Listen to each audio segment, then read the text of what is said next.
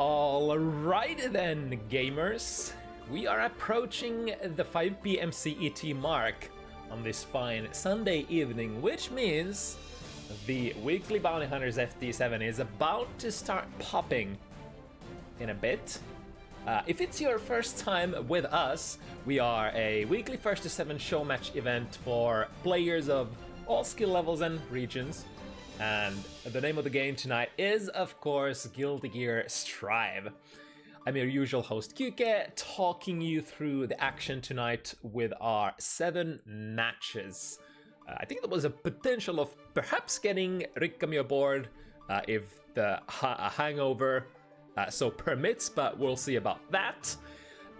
Either way, show must go on, and we'll do it live as per usual, so let's do a speedrun introduction of the event that we have in front of us. We start off the evening with one of our 3 newcomer players to Bounty Hunters. Chryspyr Faust from the UK is the devil that we speak of on this one, and he'll face Ari Chip from Germany. Ari is on, I think, 1 win, 1 loss record on Bounty Hunters, and looking to take more heads after triumphing over Dr. Swag Pot previously.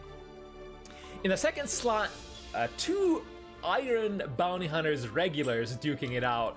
HiWill's return on Elfelt, and still working out the ins and outs of the character. Whereas Ehmu will be hopping back on the old main chip after a couple of Happy Chaos matches recently on our show.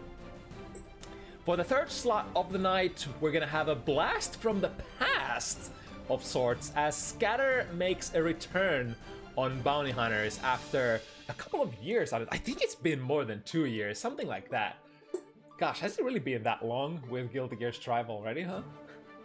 But either way, don't worry, since Scatter has certainly been playing the game in between, so the Geo should be oiled up and ready to go versus Dr. Swag's Pot. Portugal versus Finland showdown that is gonna be. After that, DrowsyKat from the UK makes his second entrance on our humble little show after a convincing clean 7-0 sweep on their debut match. Looking for a worthy opponent tonight, who just might be Krampus Soul, representing Spain. And on their debut match on Bounty Hunters tonight as well.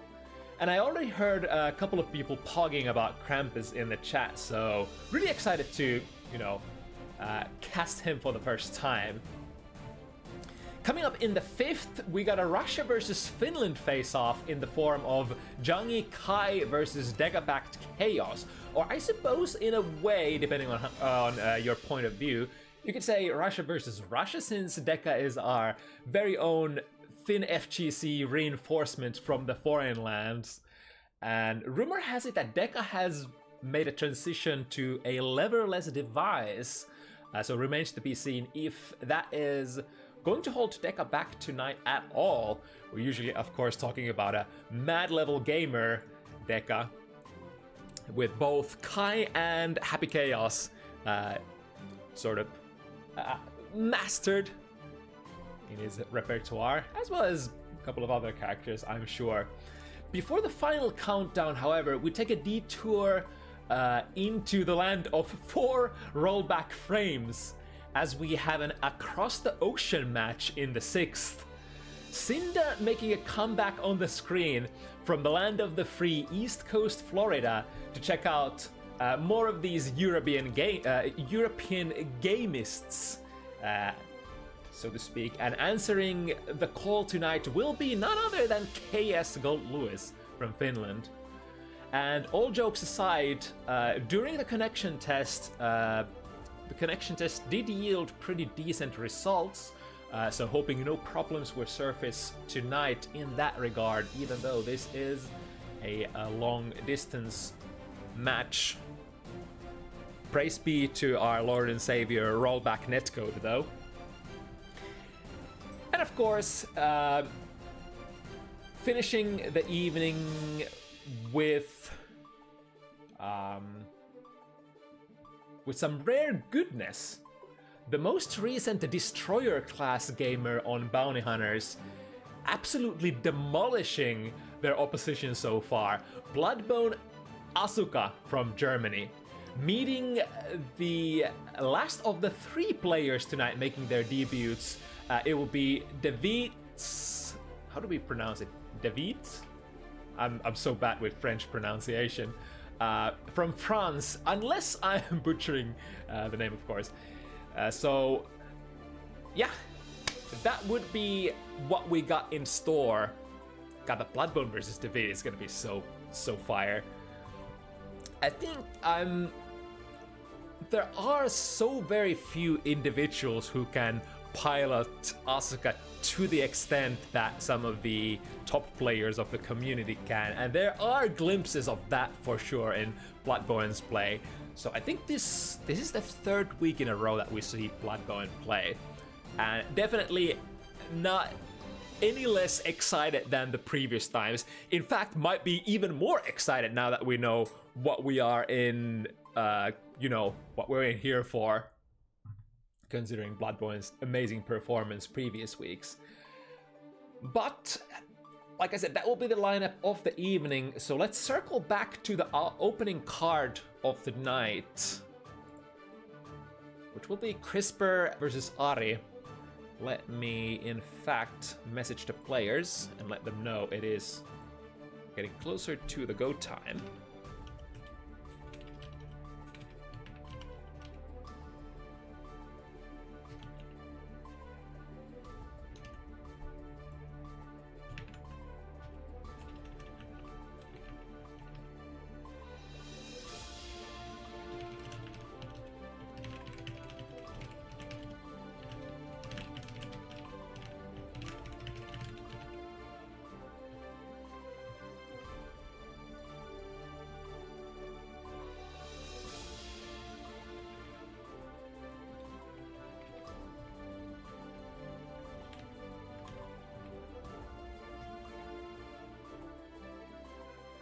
We got one gamer approaching the podium. Waiting for one more. Faust versus Chip. I have a feeling that I've casted a couple of these. And the eternal question always is, how much can Faust actually control this? Faust has some really nice buttons for certain ranges. The problem against Chip, of course, no matter who you're playing, you whiff something, you are basically running a risk of getting whiff punished, even full screen, because Chip is just so fast, has really good buttons. Probably one of the best, if not the best character in the game for whiff punishing, perhaps sharing that title with the likes of Giovanna and maybe, can we consider Happy Chaos's gun as a whiff punish? I guess in a way.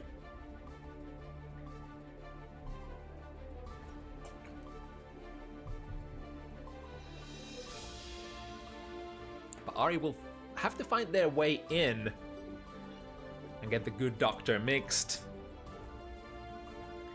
I do wonder, the items from Faust's side are probably not going to be as much of an issue for Chip as some other characters, because of course you have the mobility on your side, and sometimes the mobility can, get you out of some sticky situations.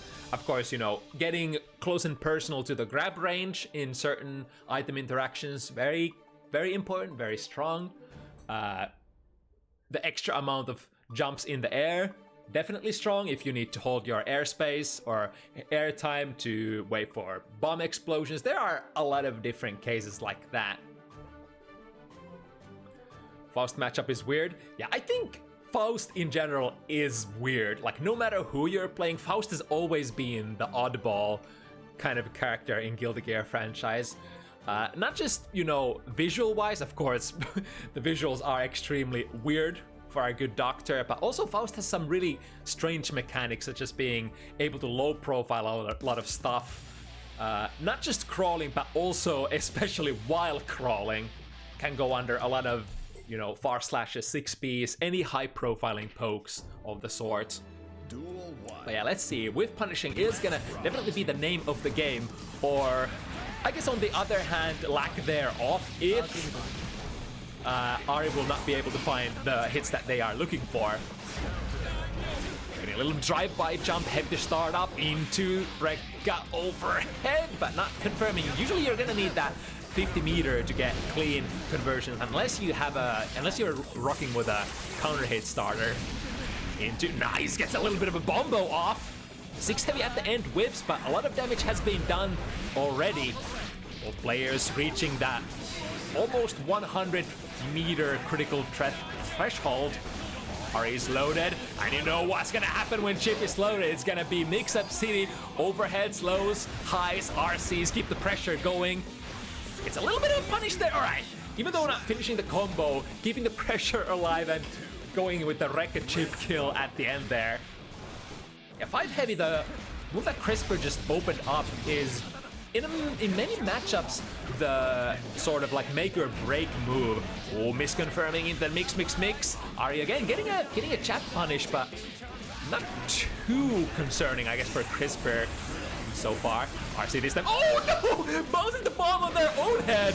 6P works out. Ahri says no, not gonna take this corner yet, but Chryspyr says yes, I will. One more hit. Where's it gonna come from? There are so many different ways of making this last chip damage happen, and of course it is Guilty Gear Strive. So what better way finishing rounds than with a deep dash in 6P? Speaking of the 6Ps, Faust another one of those characters who have a really far-reaching 6P, which will probably work to his advantage here against Chip. Chip does have an ability to sort of bait your grounded anti-airs, much more than other characters having access to that third jump in the air, as well as extremely good buttons from the sky. Oh, big counter hit, switches sides with the Rekka overhead.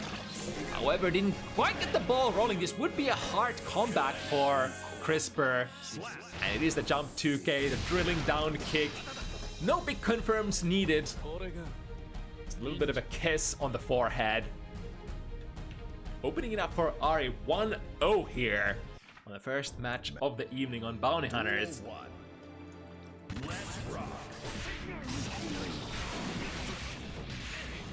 Very nice conversion starting up with. I looked away for a second, but I believe that might have been a 5K hit confirm for. That's generally what the 5K combo would look like. From the corner of my eye, I spy a conversion that kind of looks like a 5K starter on an airborne opponent. Frame trap into the mix. Ahri says, no, I'm going to keep you in the corner, especially since we had this juice ready to go. Surprisingly good defense for Chryspyr. Ahri goes for a hard bait. The delayed burst does find its mark for Chryspyr, and trying to guide upwards. Interesting option there. But ends up being way too punishable. Again, the 2P, but no big hit confirm. But even though Ahri hasn't been able to convert into big combos out of those mix punishes, has pretty much consistently been able to go into a pressure string and then find the hit afterwards. Ooh, the 5BP mash prevents the Rekka overhead. And now spending the 50 burst to carry Ahri to the corner. It should be, oh, okay, maybe a conscious drop there just to keep Chippy in the corner position. Chippy in the corner position, but now Ahri with the misses the jump in, gets thrown for their troubles, and Chryspyr ready to convert into a kill. A big advantage for Ahri here, does have full burst ready to go, and had to confirm. However, those red while assault combos can be a little tricky on airborne opponents, so if your opponent is jumping or backdashing. Very far range, leaf grab hits. What's next? Overhead, 6K, and the frame trap afterwards finds its mark. Deflect shield tried to push Ahri away, but the forward moving momentum of the Rekka just takes Ahri there back in a second. And speaking of seconds, here's another point for Ahri. Even though they did change the sort of the pushback momentum of a deflect shield, whereas now it should be pushing, like no matter what move you're using, it should be pushing you away fairly long distance. I think some characters still have you know, moves that move you forward so aggressively, and depending on your opponent's deflect shield's timing, there is a chance that the opponent might just, if they are using the right special move or, you know, move overall, they might get back in there. Of course, there's always an option. Oh, I thought that was an OPG, but no, that was a clean hit. Gonna be a hard knockdown here for Ari. And into the positive loop. Very respectful there. Chryspyr did have 50 meter ready to go. Let's see if we're milking this. Not quite gonna be enough. Chip, very high guts character, is holding the afro and throwing, I guess, getting a little bit of a cool guy bonus there. I didn't notice that the clone does not get the afro though. So only half as cool as you could be. An air dash jump heavy is gonna be the tool once again to land a hit from the air. Faust does traditionally have a lot of different kinds of anti-airs, one of which Chryspyr did try to go for there, the 5B. But the problem for, or rather the difficulty for Faust is choosing the right tool for the occasion. Right with the empty low, plus frames from the clone. Oh, that's an interesting way to push back the momentum or take back the momentum after a deflect shield. Chryspyr has 50 meter ready to go. Ari once again prevents the corner with a full blue burst. And I wonder if that wasn't the punish though, but interesting RPS after the mix. Depending on how you make the mix hit, it can be punishable. It can be sometimes safe. I don't know exactly the conditions that you have to meet to make it safe, but some angles there is going to be a little bit of RPS. And that time Ari chose to fire the DP, which ended up going through as a counter hit if I saw correctly. Crouching under the diagonal alpha. Deep dash 2K, prompting Chryspyr to use the defensive resource. That's one situation where it's gonna be plus for Faust. So and no matter what you hit the opponent in the air with, even if it's usually a very minus on block move, it is gonna transfer into plus frames. For in Guilty Gear Strive, you do introduce a little bit of landing recovery, and when I say a little bit, I mean quite a hefty amount of landing recovery for hitting your opponent in the sky. Right, Crab are seeing this. All right, once the wall, it's not gonna be a hard knockdown.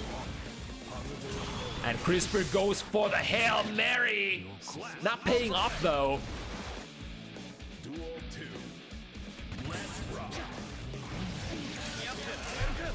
All right, opting to whiff a burst here to get out of the red or the fishing pole. Or thrust, whatever that thing is called in Guilty Gear Strive. Taking Ari into the corner. There we go. Here are the meteors. Been waiting for some good items for a while. I think because this is a chip matchup, it kind of makes sense that Chryspyr hasn't had the time to just throw as many items as you would usually love to. And you know, when you throw fewer items, that means that you're also throwing fewer win condition items. If you could call any of Faust's items win conditions. Oh, do we get the punish? No, missing that as well. Both players leaving a decent amount of damage here on table. 5B jab once again. Jabs. Back and forth. Bomb will be fired in the background, but since Ari did get that pressure string off, he's going to be able to push himself out of there. Another meteors. It's going to get mixed up this time. Burst is ready to go. Little guy coming in and cutting the block stream. Chryspyr still ready to go. I think I saw bombs there, and who's gonna be exploded is Chryspyr himself. Alpha hits, barely avoiding the banana peel, taking the wall break. Still anybody's game. Ari basically dying with any special move on block. And there it is. 6B reaching extremely high distances. You just need to find the timing, or I guess in Faust's case, it's probably gonna be the instant air dashes that you're gonna have to contest most of the time. So the problem is not necessarily, you know, having a 6P that can do it. It's about having the presence of mind to look for it and having the reaction times to fire it off. Which is, you know, often easier said than done. And what is done here is wall break for Ahri. Hard knockdown and straight into the command grab. Yeah.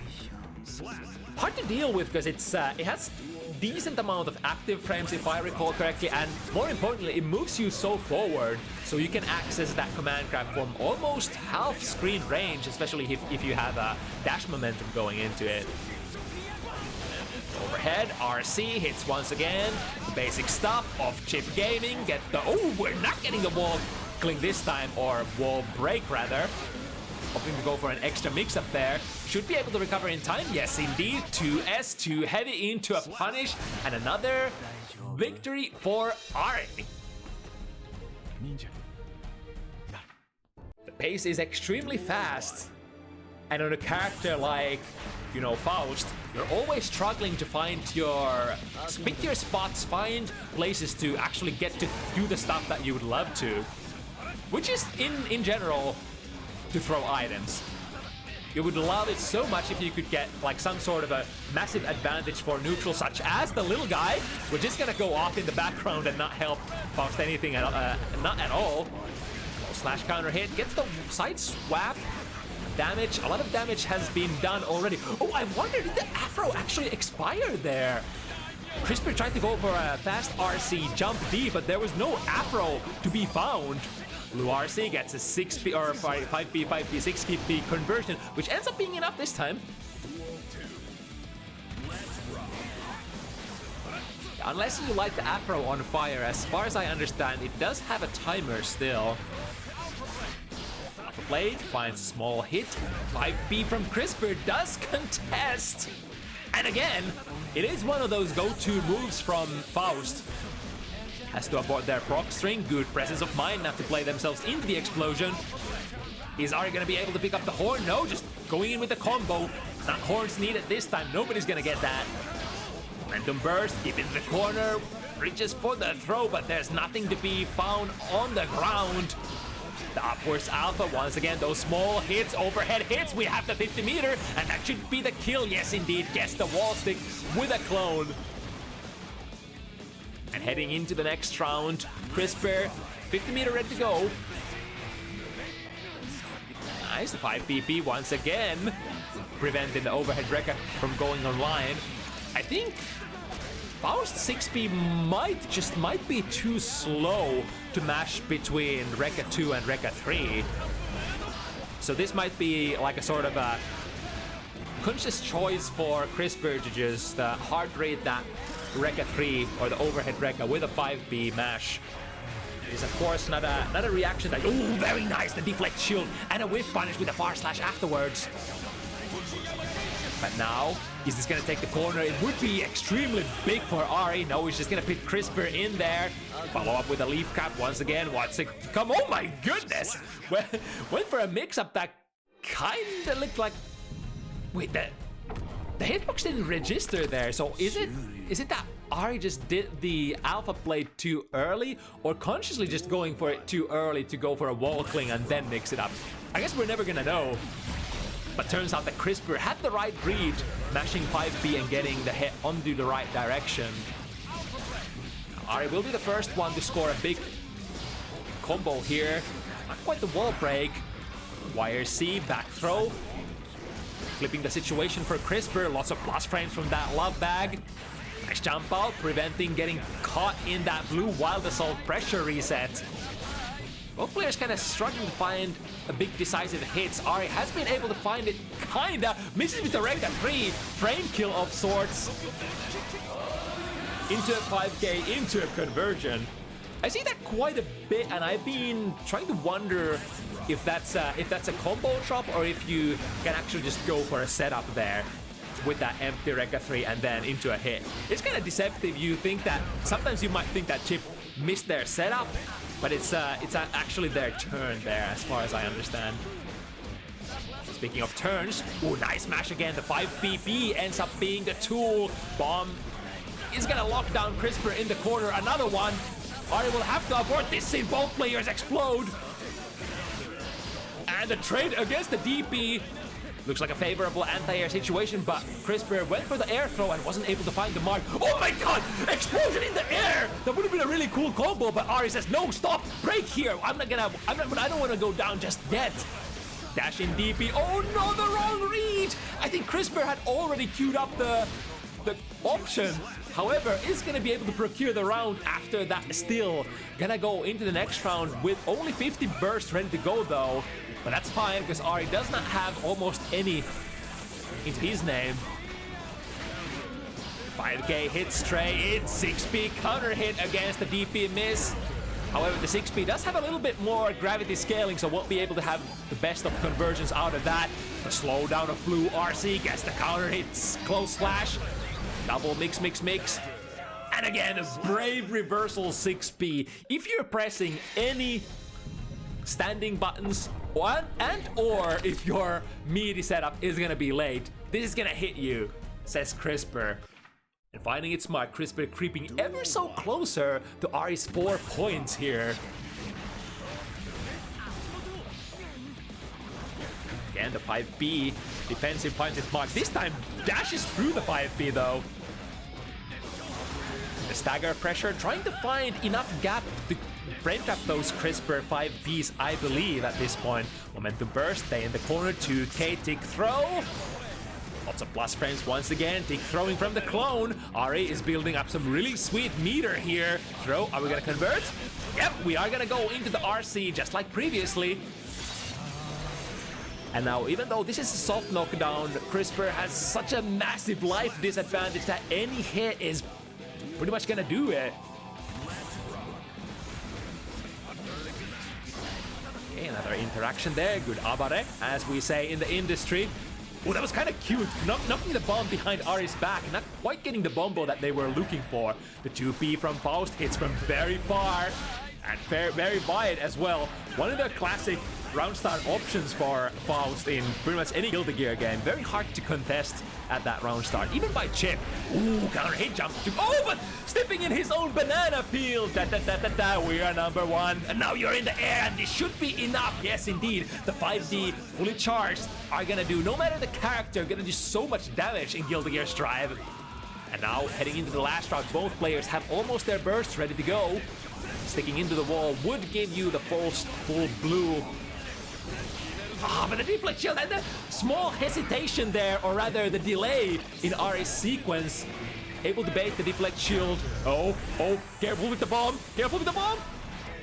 Alright, Ari gets a pretty nice jump out and catches Chryspyr, having to block their own bomb here for a moment. Waits for the wires, he baits it. And is that gonna be a wall stuck? Wall stick? Wall stuck? Wall. It is. And Ari is gonna increase their lead by just a couple of points more. 2 games of buffer. Chryspyr has been on the chase pretty well. There's the 2P that we were talking about earlier. I think many characters would have to swing their own 2Ks at round start. Ooh, drop the combo, and let's not only drop it, but let's Ari have the horn as well. Tragedy strikes Chryspyr and losing the position completely. Red Wild Assault is gonna take it to the corner, and I think this should be close. Yes, indeed. Very nice resource usage there. Ari to guarantee the wall break. Very safe sequence. Chryspyr fully missing the gold burst, so not gonna be. Oh, did have the presence might to block in the air with FD. The bomb explosion trail not getting Ari. Cool ninjas never look at the explosions, they just alpha play forward. Back throw is gonna secure this round for Chryspyr. Very important round here for both players. If Ari gets this, they are gonna be extremely close to the victory. If Chryspyr gets it, still very in a comfortable killing range in this FT7 match. Nice, once again, I think, are those Kara overheads that Ari is doing that are for the most part being caught by Chryspyr's 5BP? There's a little bit of a banana peel incident there. 6B pulling the opponent back into the air, jump heavy from a very nice angle, making Ahri able to avoid the opponent. Alright, here we go. Chryspyr, full burst, ready to go. But probably the most important round of the set so far. A little bit of a mistake there for Ahri, and Chryspyr gets the back throw. Get the love bomb. Lots of plus frames. The plus frames never end, especially when you have burst. Left to spin, finds the hit. That was a pretty big hit. Drifting forward, drifting backwards, and that should, yep. Because they were able to slow the frames, even if they whiffed something. Enough time to recover. Ooh, YRC, but no target in sight here. 5 PP once again, needs one. Chryspyr misses the air throw. Drilling down, please hit something. Jumpy, everything is whiffing, even the alpha play, but that's no, that's not a punish. It is minus though. If you block that successfully, I think Chip should be minus from most of his alpha plates, especially from an angle like that. So Chryspyr reaching for that 2P extremely long range. Even though those 2Ps are extremely hard to hit confirm from that range, it doesn't matter this time because they needed only one more hit. A very competitive dash there, anime-like from the round start. Not able to find whatever they were looking for though. Instant air dash over Chryspyr's button. Seems that is necessary to use the blue resource here, but Ahri gets in there fast and furious. Through the wall we go. And Ahri with a lot of resources ready to be spent. Wild Assault resources fully charged as well with that full burst gauge.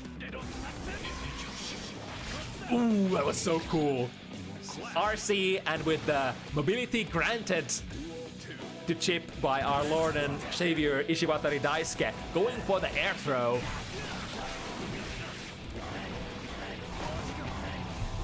Oh, it was a counter hit? Wait, is it a counter hit recovery, the alpha plate? Ooh, very nice angle, completely avoiding the lab back. Goes for it again, Ahri, coming from extremely high air dash angles. Another good defensive 5P prevents those overhead reckless from going online. I think it's kind of like most players would acknowledge that it's the most go-to sequence from Chip players. Go into that overhead racket, try to mix them up, and then always queue up the RC and mix them up again if it doesn't land. And if it does, well, you get the conversion. All right, it looks like Ahri is gonna go into that 6 points here.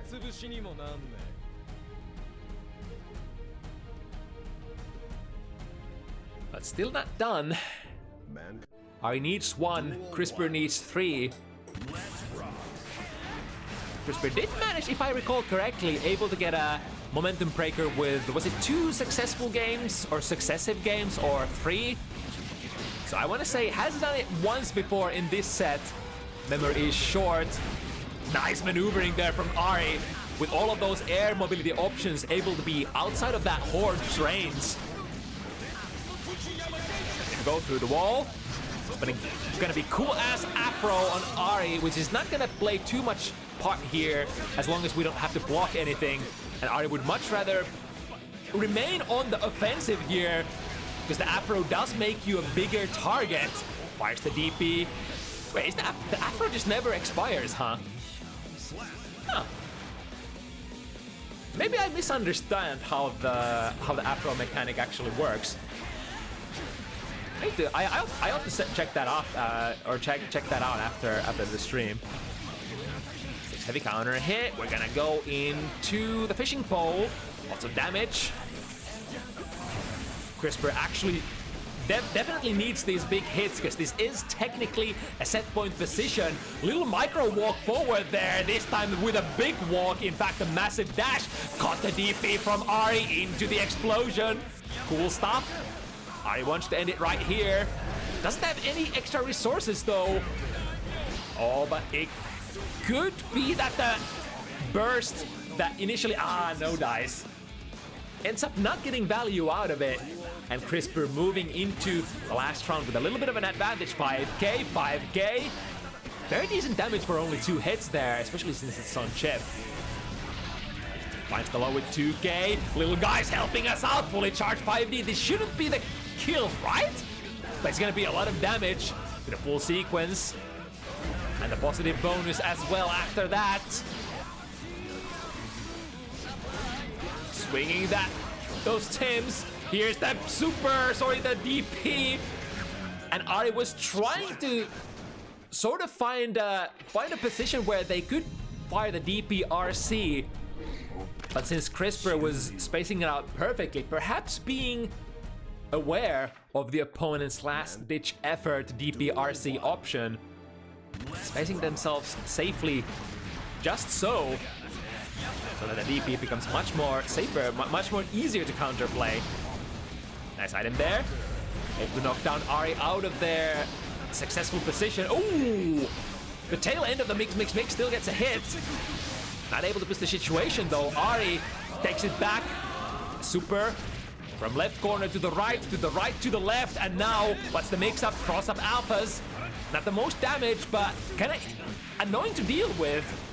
Especially when you are at super low health. Here comes the DP once again. Chryspyr has been able to find those reads more successfully as of recent. Oh, is that gonna hit? Wait, where's Faust? Wait, where did what? Did they just disappear somewhere? I guess they just went and gone. There we go. Deflect shield and a whiff punish on that low Rekka there.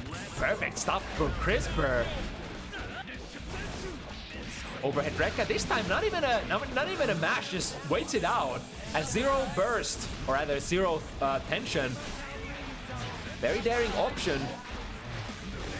An option that you will have to live with, or rather, you will have to live with yourself after those options if performed without the 50 meter, and it's blocked. Let's see Ari here, trying to, ooh, just the tail end of the hit, even despite that drift back blue RC. 6P swings and miss, tries to go for a 5D, but no, Chip is a little bit faster there with 5K. Another set point option for Ari, and the set here, or face the opponent coming back to an even 6 position. What's it gonna be? Fully charged 5D from Ari. However, Chryspyr knows their own poison, or poison rather, not gonna be hit by that overhead, especially when it's so slow. All right, throw them into the corner. Little guy's ready to go. In a perfect position. If Ari runs out of the corner, the little guy is gonna put a stop to it. Air approach in order to not trigger it. Even, woo! Little guy, hello? Gypsies are running past it. Is that the mobility that we were talking about in the pre-show period? Just having the mobility of completely avoiding the little guy item. Double hammer into a F-Shiki setup. Chryspyr pulls out the crispy stuff at the very most important moment of the set. I can't stress how important it was actually to get some good items there. The double hammer basically forcing Ari to hold it. If they're gonna press the button, they're gonna be counter hit by the incoming hammer, but just enough time for Chryspyr to go into another plus frame pressure reset, get the love back, and hitting from an awkward angle, but still getting the hit properly. And now we are at the last point of this set, 6-6. The winner of this goes home. It has been quite of a run back from Chryspyr. Had a little bit of a, rocky start to this set, being at one point being 3-0 against Ari. But now Ari looking like they are gonna take the momentum back. Any hit is gonna do. 50 meter, 50 burst. This goes for a diagonal alpha. You're gonna have to react to it. Now set point Ari once again. Chryspyr will have to try to overcome this position for the 3rd time in a row to pull through victorious. The right was the right read there. We're trying to command grab Ari's DP, but I think the spacing there was the issue. Let's see the pressure here though. OTG. Oh, gets that glow slash, and that should be a kill, bringing it into a double Luigi. All previous sets and rounds have been data so far. Ari going into it with half a burst, Chryspyr with none. The gamble DP works out this time. If there's one time that you want your DPs to work, it's in the last round of the set. Into a banana peel. No, just blocks it. Into an empty low. Ari hunting for, oh, very nice air scoop there. Get out of there. Ninjas 5K, not able to find its mark, but the But the item, again, one of the best items they say, the throwing hammer. Controlling space, here comes more space control, appearing from behind. ODP has been baited, but we got the 50 meter, we got the DPRC, get me out of jail for free if it's blocked. Here we go, low Rekka blocks the overhead Rekka. YRC, last bit of meter from Chryspyr, needs one more hit, the 6 heavy, the overhead is blocked. Ari on point, sees the frames, jumps out, who's it gonna be? Ari can't be hit by anything. Escape there with the alpha, but the jump D, the most classic massive air move from Faust. And Chryspyr runs it back from the most unassuming of positions. From a 0-0-3 point to a 7-6 at the end. Who cares how it starts? When you adjust and you manage to finish it just in time, just in the nick of time. What a set. Chryspyr Faust, ladies and gentlemen, for the first time on Bounty Hunters.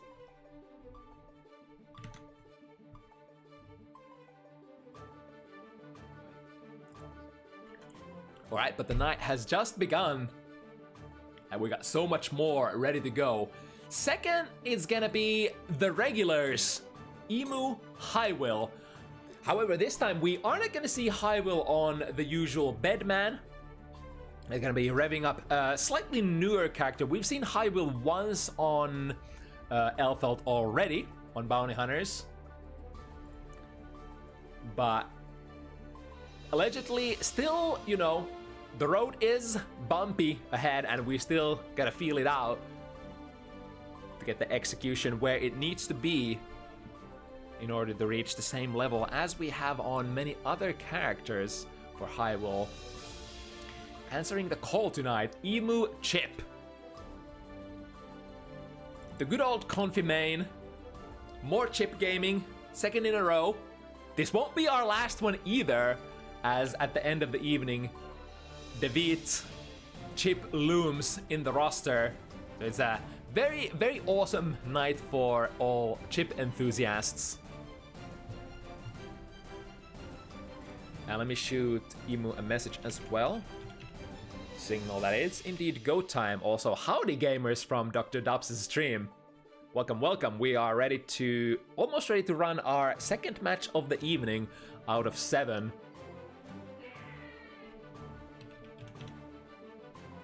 Also forgive my my wife on the background. I bet her voice does activate my microphone as well.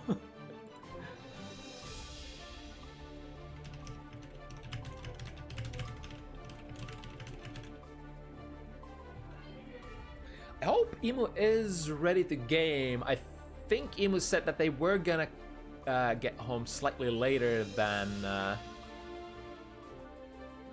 usual.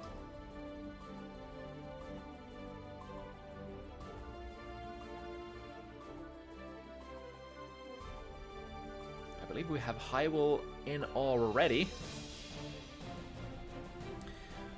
So, while we're waiting for Ehmu, let's talk about the matchup. So, I think a lot of players playing Elfeld on Bounty Hunter so far have had to face DP characters. And why is that significant for Elfeld Valentine? Well, if you're playing against somebody who does not have a meterless reversal, it is much easier for Elfeld to enter into her basically victory condition, should we say, the best situation that she can be in, the mix-up position, that is the Rekka. I believe just about any normal will be DPable if you go into the starter Rekka. There will always be a gap. So they say it's much easier to fight Elfeld entering the Rekka rather than trying to prevent the Rekka from going on after it has been unleashed already. You can of course perform the low Rekka relatively airtight, which would theoretically catch people trying to mash DPs or reversal supers during the block stun. So you are vulnerable in that regard. As well as having to, you know, just mind the usual overhead, unreactable overhead, low reset throw mix-up that you get. There's just so many options that you can do from the S-Rekka. It is only -1 on block as well.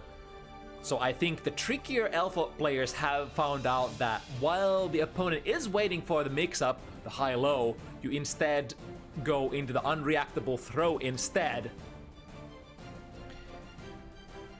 And you are kind of highly incentivized to not try to press buttons at that point, because, you know, like we said, Alpha does have access to the S-Rekka into the low Rekka airtight if she so desires. Alright, we have the gamers in the lobby. Ehmu is here. As we say in the industry, Darkwing Duck is here to fuck. And we're gonna see who fucks in this matchup. The newest DLC, Alpha Valentine, piloted by HiWill, one of our premium DLC players. HiWill, of course, generally plays the new characters when they come out and gets them into a decent skill level, if memory serves correctly. Although, of course, their at the moment, most powerful character would be a Bedman. Have been venturing into the Elfalt territory as of recent, and you can't really blame players wanting to go for this, because you can't really resist that smile, can you? Elfalt is... I'm gonna go ahead and say Elfalt's reskin for Strive, very successful. The remake of the character, I love it. I mean, the shotgun wedding style was a classic, but I kind of like more. I kind of like Elfalt more in Strive in terms of the audio visual design. Anyway, the match. Ooh, dangerous miss there with a too heavy. Going on with punish by Ehmu. Of course, with punishing will be the name of the game every time Mr. Zanuf is on stream, or screen rather. So you gotta be very careful what buttons you are gonna whiff against the ninja. HiWill on their last legs, hard knockdown, finds the low. Yep, just basic stuff. Safe jump into an airtight low. Blade save. And I think HiWill didn't have the meter there either, as the reversal super would be one of the few things that Elfalt can run. There we go, let's see the DP punish, close slash, counter it into... Ooh, a sneaky little reset there. Dropping with the S-Rekka and then going into overhead, was it? There's a lot of, like, not just the mix-up itself, there's just so much nasty stuff that you can run with Elfalt's Rekka. That's why we usually say that characters who don't have the DP to mash are gonna be on really thin ice and have to guess way more than the characters who can mash their reversals on command. We go with the overhead Rekka, 1-2. However, if you do end up the string with the Rekka component, it's not gonna give you the best knockdown as Alpha player. So generally, when you go for a Rekka overhead or Rekka low ender, it's gonna be combined with a 50 meter on the RC. Two heavy whips. Oh, goes for a throw. That was so smart from HiWill. I mean, it was risky, but if you're gonna mash any button in that situation, it's probably gonna be your fastest button, which is the throw, and finds the target, taking the first game here. Mankind knew that they saying casually die. And that time Ehmu did die. We go into 1, 2, 3. It's once again the S-Rekka starter. Even if it whiffs, Elfalt's Chain Lollipop is whiff cancelable into itself, I believe, at least on the entry Rekka. Like so. So even if the first Rekka whiffs, you gotta be really careful not to extend yourself into it. Oh, here was a little bit of a knowledge check, or perhaps a bravery check from HiWill. Are you gonna be pressing on my Rekka resets? Like we said, that S-Rekka, when Elfalt basically visually climbs on her gun and makes the little, like, vaulting motion, like that kind of looks like an overhead, that will be basically resetting the sequence and giving her 2 extra Rekkas afterwards. Nice! That's the optimal conversion as well into the grenade. HiWill, being a very senior gamer in Guilty Gear Strive, knows when to look for them. And Elfeld is one of those characters who you absolutely want to look for counter hit conversions, and you're going to be getting those a lot as well. Is the throw going to be enough? Yes, indeed. Makes the ninja shout Shisho. Throwing casually there. Reversal DP. From that wall break situation. HiWill. Fancy stuff. Like I was saying, you are gonna be scoring quite a lot of counter hits on Elfeld. You know, 2 heavy, slides forward, good reach. 5 heavy, also a very good reach. You get frame traps with a 6p. You get a lot of stuff that can go into very specific counter hit conversions, and she deals quite a lot of damage from her conversions. And on the other hand, if you don't go for optimal conversions as Elfeld, you're gonna be leaving a lot of rewards on the table. And says, oh, nice escape there, using the Pine Berry. Pop out of the corner again, strike a miss. This time doesn't find the reset. Ehmu expending 50 burst to keep the pressure going. Still has more where it came from, and that should be it. Get the wall. With any of your comfort combos, as long as you don't drop it, you're gonna get it. You're gonna probably be seeing when playing... Yeah, look at that. As soon as HiWill misses with the far slash, Ehmu is ready to get the whiff punish. So, the same manner with which... Oh, but hold that thought. We got a big counter hit punish here. Oh, drops it this time. Ehmu's time to hold the... or go with the pressure. Flip the positions again with the optimal conversions. Counter hit into Pineberry is gonna be what you want to go for most of your conversions. I think 2 heavy counter hit for Elfeld. You can do some really fancy looking Twitter combo videos if you cancel into Bridal Express and then catch from the other side. Speaking of Bridal Express, that's a jump scare and a half, a really fast starting move that can reach the opponent. Oh, nice reaction there, 2p, prompting Ehmu to burst immediately. HiWill is just completely ready for a lot of these. Whip punish there into OTG 2 heavy once again, mix it up, empty low. Good watch from Ehmu. And flips the position, both players really stacked on meter. You bet your ass we're gonna bunky mesh side through this wall. And look at this.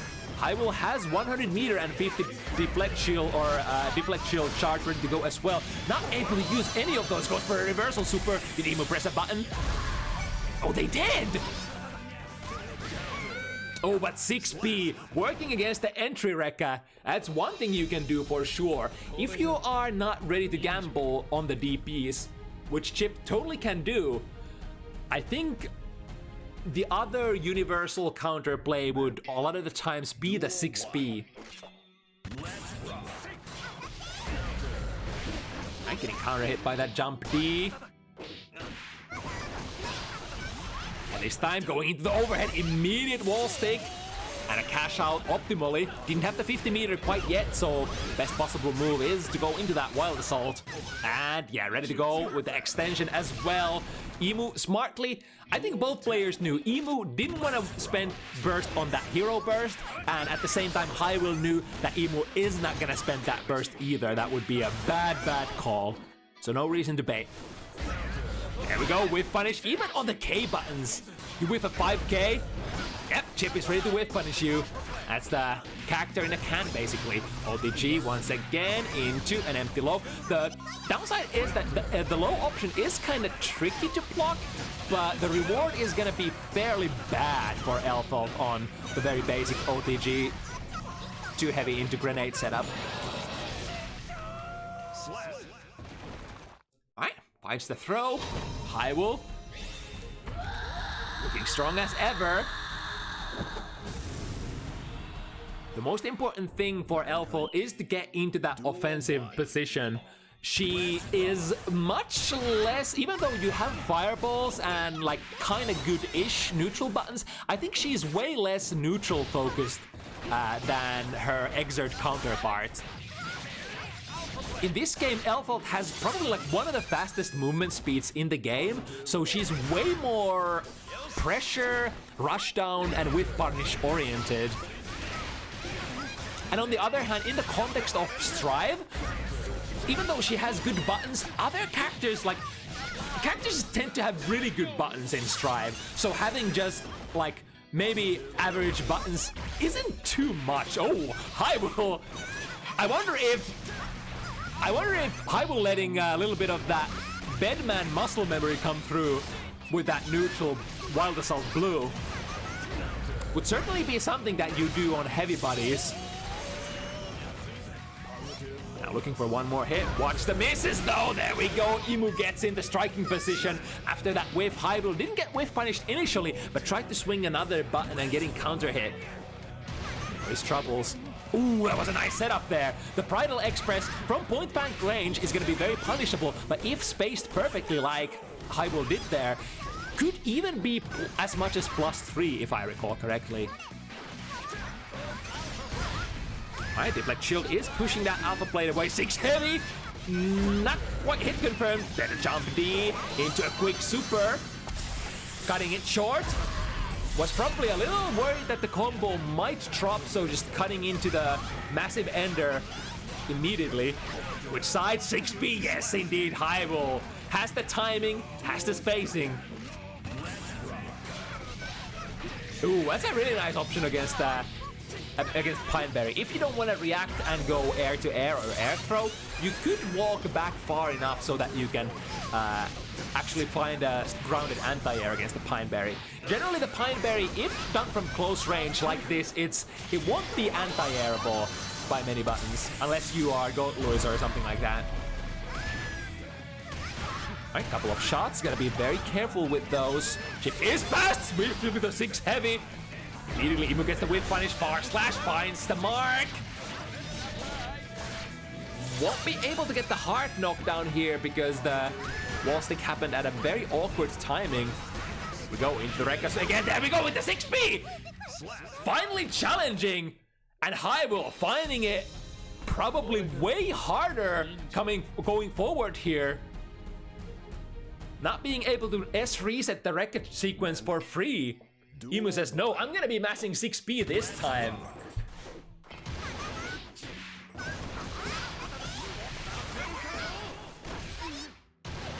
And indeed, the S-Rekka is basically, no matter what you cancel it from, as long as you didn't get hit by the previous Rekka, it will always have a mashable gap for you to take advantage of. But again, it's gonna be a hard guess. You're not gonna be reacting to any of those. Go with the wall break. And what then? We're just using the... Well, I mean, the gunshot does not really inflict too much block stun. It's generally, if you, like, best use case for Elfeld's projectiles would be if you manage to miss with them. So generally this is gonna come from like missing the opponent overhead shot from the air. It's gonna basically ricochet the shot and give you a lot of plus frames. But hitting the projectile just head on from the front is never gonna be plus for Elfeld, really. Right, finding the frame trap into Wild Assault. Ehmu has been able to bring it 3 points even. Extremely explosive start from HiWill, but perhaps Ehmu, they did say that they didn't quite have time to prepare for the Elfeld matchup, so we likely will have to go in with the basics, the knowledge of the matchup that we had before, prior to this, or perhaps Ehmu might be downloading the matchup as they go. Committed to the 5 heavy, so wasn't able to recover in time to punish that DP.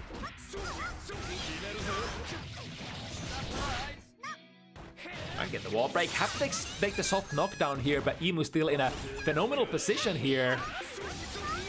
App finds the jump 2K, converge into a combo, and into the next round we go. This would be technically the first time that Ehmu is in a winning position, in an advantageous position in this set so far. Now let's see what HiWill has to say about that. Very nice Rekka sequence, wall stick, hard knockdown, and what then? Just a safe jump heavy. Overhead, pushing away a little too much, missing with it. A nice conversion into the super should be enough.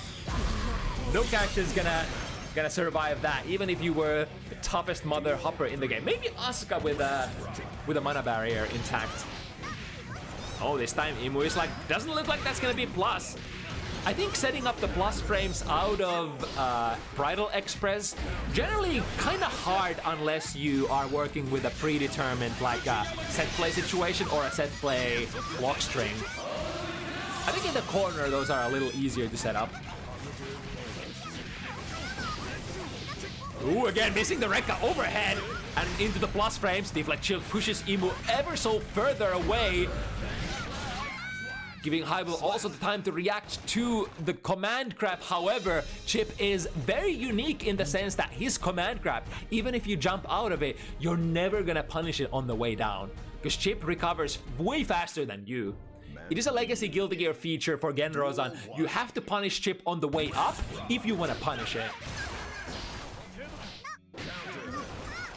And other than the universal option that is air throw, very few characters have good options for getting that hit on the way up. Alright, replacing around with that bridle. Reversal super. I think Ehmu was backwalking, so this should be blocked here. Yep, indeed. Get the hard knockdown here from... Oh no, again the curse! Between the Alpha Blade hits, sticks and breaks. But into a quick Rekka super. And Ehmu, looks like the momentum has completely shifted on Emu's side here.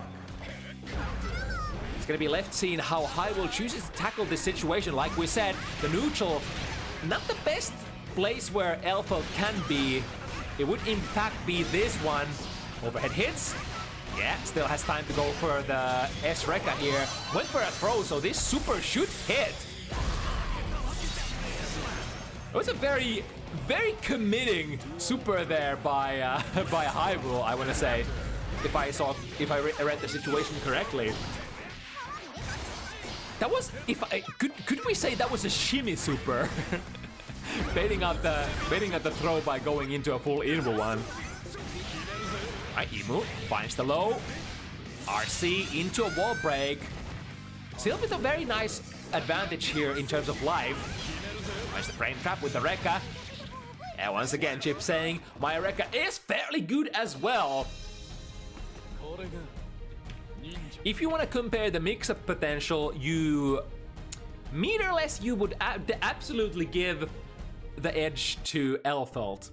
However, when combined with 50 meter, you would have to say that Chip's Rekka, although way easier to block, is a little more consistent.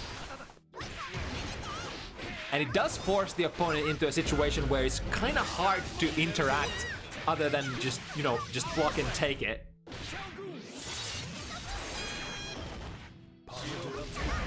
Nice spacing again, back walking from the round start position. The shot comes back, the ricochet extremely plus, gives HiWill the pressure sequence. Ehmu spends the burst and spends it wisely as well. Duel 2. Rather spends it very respectively. Ehmu was in a plus frame position there, or sorry, plus advantageous position there in terms of life. Another reset. This time Ehmu's gonna be like no, and casually baits the burst as well after that. Damn, Ehmu, what did you eat after that third set or that third game? A little awkward combo here. HiWill goes immediately into the deflect shield, but there is no one to strike into it. And in fact, being the fast ninja that Ehmu is, will be able to see that whiff and punish it very comfortably. Already putting Ehmu in a 6-point, almost set point position. Damn, HiWill had such an explosive start, but then I think then the chip factor started kicking in, and Ehmu just has consistently prevented HiWill from playing, especially the neutral. Here we go into an empty low and convert into the same situation. I think, yeah, instead of converting into that 2K2D, it's probably smarter to do what HiWill was doing here and just go into the ODG too heavy again. HiWill, extremely high amount of meter. What are we gonna use it for? Reversal super is an option. Unless you get crossed up. Wait, this should hit Ehmu, I think. No, like I said, this will never hit! The hitbox is just too bad! But it's not done deal yet. Jungie, come back to the ground. Deflect shield on the way down. It should be a punish. Yes, indeed. 1, 2, 3. HiWill still in it to win it. Potentially.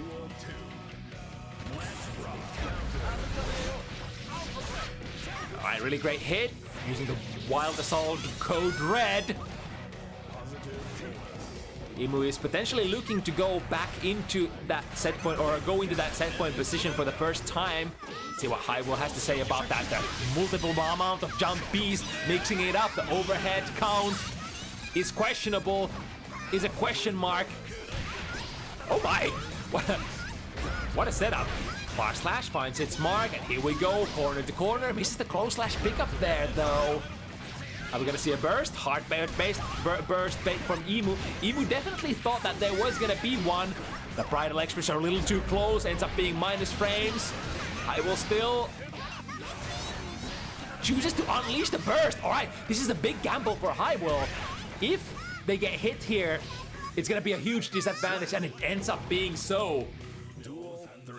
And now we'll have to recover from this desperate situation without any burst resources. However, it is Season 3 of Strive, and getting wall stuck onto the corner is gonna build quite a lot of burst back.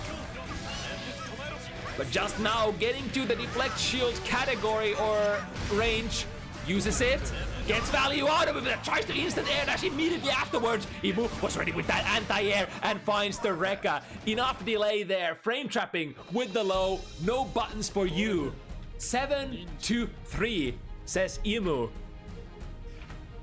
Was looking like a very rough start. I think HiWill had 2 or 3 games before Emu's engine really got started, but after that, it was just neutral, perfect chip neutral.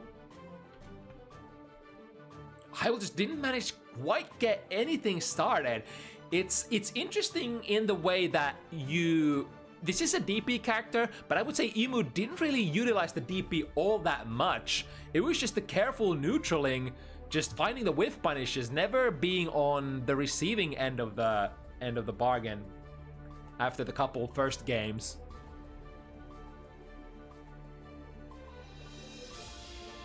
And like we said, Elfelt that doesn't get to run their train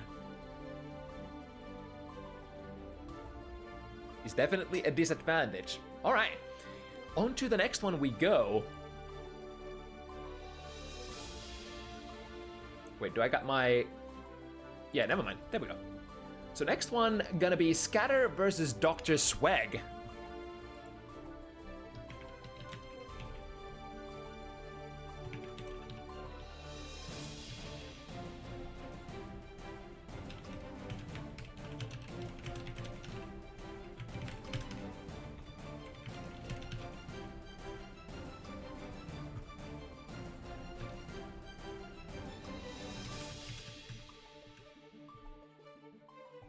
Alright, so it is one of our Bounty Hunter OGs, Scatter.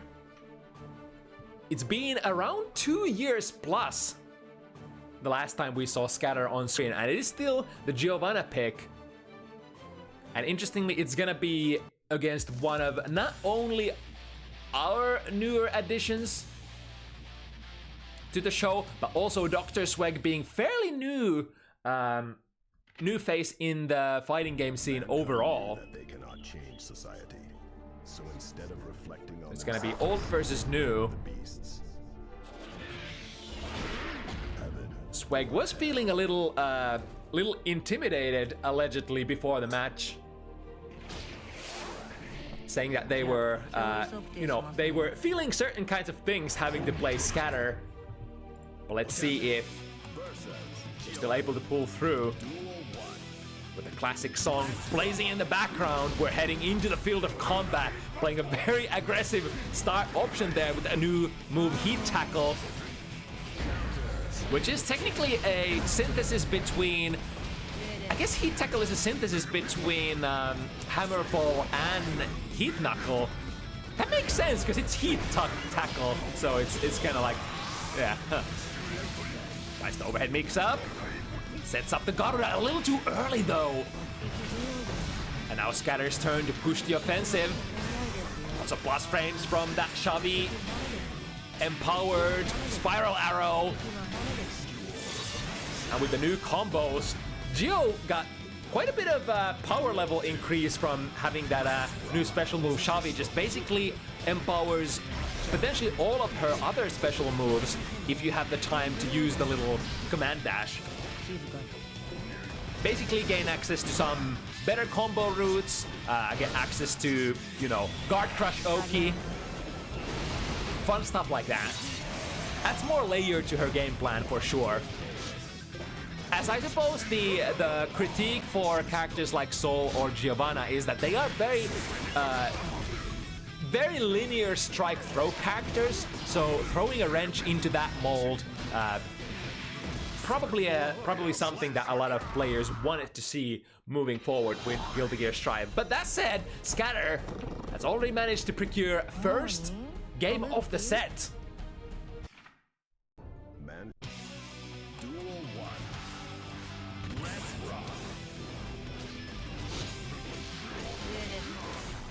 And we've had a lot of characters on the screen so far that are good at whiff punishing. This would be no different here. Giovanna, if Chip is the king of whiff punishes, you would have to say that... Oh, nice there! Reversal Gold Burst, completely nullifying the Garuda mix up there. However, Swag, ready to spend the meter, get in there, and get the fully charged 5D. Big rewards. It is a commitment if your opponent does block that. It's your turn basically ends right there. But if it strikes through, it strikes hard. And speaking of things that strike extremely hard, the Potemkin Bastard, hello? With the Freudian slips. This could break a wall, not quite. Using Heat Tackle as a makeshift dash in. But looks like Dr. Swag might have ended up being minus there. I don't quite know the frame situation. But the back throw was what aborted that. Up dog as a frame trap. Dr. Swag not quite ready to give it up just yet, especially since they have decent amount of meter ready to go. However, Scatter finds his way in. Gets a quick one into a super conversion. Again, the Heat Tackle. Oh, Scatter actually queued up a forward-moving maneuver there. If you manage to, like, if you take that Heat Tackle as a grounded opponent and Potemkin lands out of it next to you, you're basically gonna have a close slash punish of your choosing. Very respectful there. See Scatter with the meter. Immediate burst. Give me that momentum back. Oh, big frame trap. Waiting for the burst. And it comes through. Textbook play. Basically waiting, expecting the opponent to burst immediately after they get the resource back. Just play it as safe as he can. RC, bait it, take it, and go into the next round. Ooh, all right, whipping the burst there after the throw whip as well. Axe kick, switch sides, back Mega Fist though. The bread and butter of all Potemkin players defending in the corner. Opposed to the distant cousin, the forward Mega Fist is actually gonna be fairly plus on block. And sharing the very difficult to contest hitbox. Oh my goodness. Interesting, not actually being able to be plus after the dive kick super, or perhaps not just getting the optimal hit there. However, Scatter has been able to find the hit, drops the combo though, but baits the Potemkin Buster. Mash there from Scatter. Through the wall you go. We still have quite a lot of health left. Potentially able to survive one more combo. Back turn incident. Jumping into it. Oh, alright. That's one way to bait the deflect shield. And into the fully charged 5D. Is that gonna be enough? Scatter was on 50 meter already, so had the defensive and offensive modifier here. Clashing! What? Swag actually had an option to clash cancel out of there. but I think a situation where not a whole lot of us have been before. That was a white wild assault that was clashing with the super, right? Huh. I mean, technically there is nothing else to do but to wait for option select for the clash, because, you know, if it doesn't clash, it's gonna hit, and you're gonna be plus, and you can wait for the situation to unfold. Alright, into the super. Overhead once again. Trying to set up the very meaty Garuda. However, the timing off once again. And Scatter getting into the offensive position. Here we go. The strike throws. OTG, not quite enough, but any hit is gonna do it. 5P finds its mark. Very familiar start to the set. I think most of our sets tonight, both of our sets tonight started with a 0, 0-0, 0-3, hello? Alright, finds the frame trap. The extra side swap, putting Swag back into the corner. Nice shimmy there! Don't you dare try to command grab me! Big reward out of it. Get the wall break. Swag working with 50 burst and 50 meter. Very safe looking sequence there. Guess Swag wanted to swing with any of those resources. A little late on the air dash in, but Scatter still has a very superior position here. Any hit would do the job. And 100 meter, Scatter basically has everything and the unique modifier for defense and offense there. Which is, of course, when Geo gets 50 meter, she will get upgrades to her modifiers, which will further increase upon having 100 meter. Ooh, very nicely placed. Back Mega Fist ends up calling out the Spiral Arrow. Go through with the heavy the armor.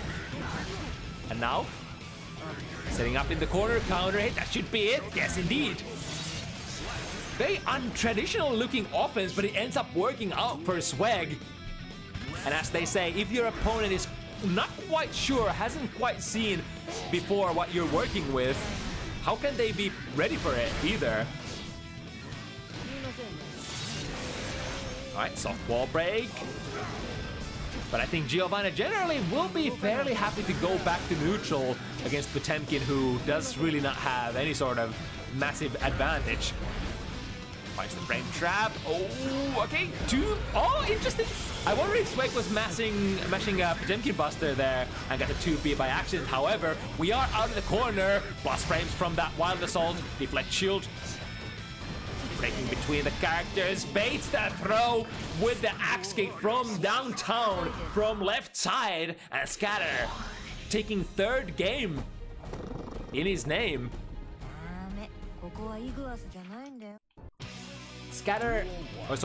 Swag has come closer and closer every game. But as we say in the industry, it's not enough that it's kind of close. We do have to close out those rounds properly, and it's especially at the end of the rounds where champions, the most OGs of players, will show their true colors and their true strength. Being able to not sweat in the most in the most thrill enticing moments.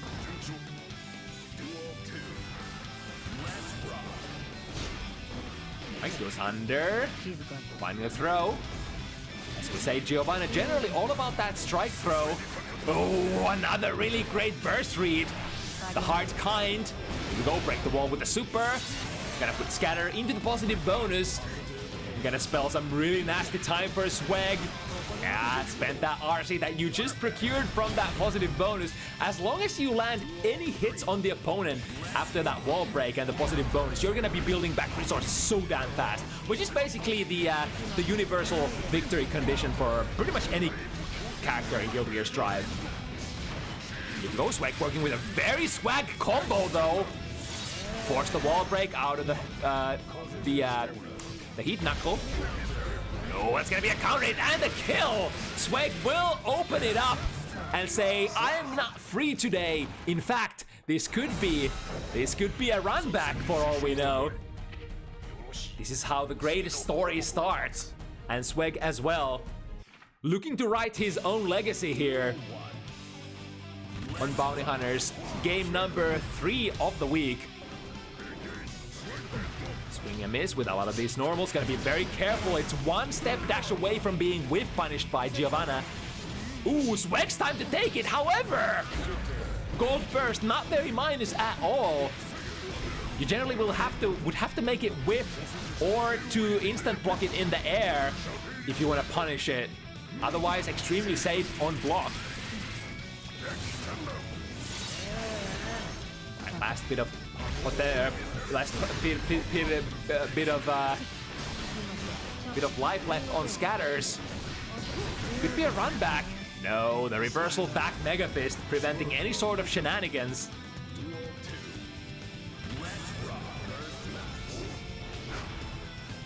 Swinging hard again.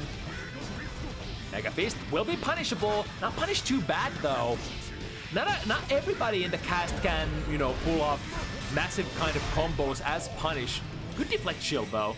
I think deflect shield is a godsend against Potemkin, especially when you are in a situation where you're playing a character that doesn't have a reversal DP, the opponent is too close to you, and oh, but how about this? Very hard read here.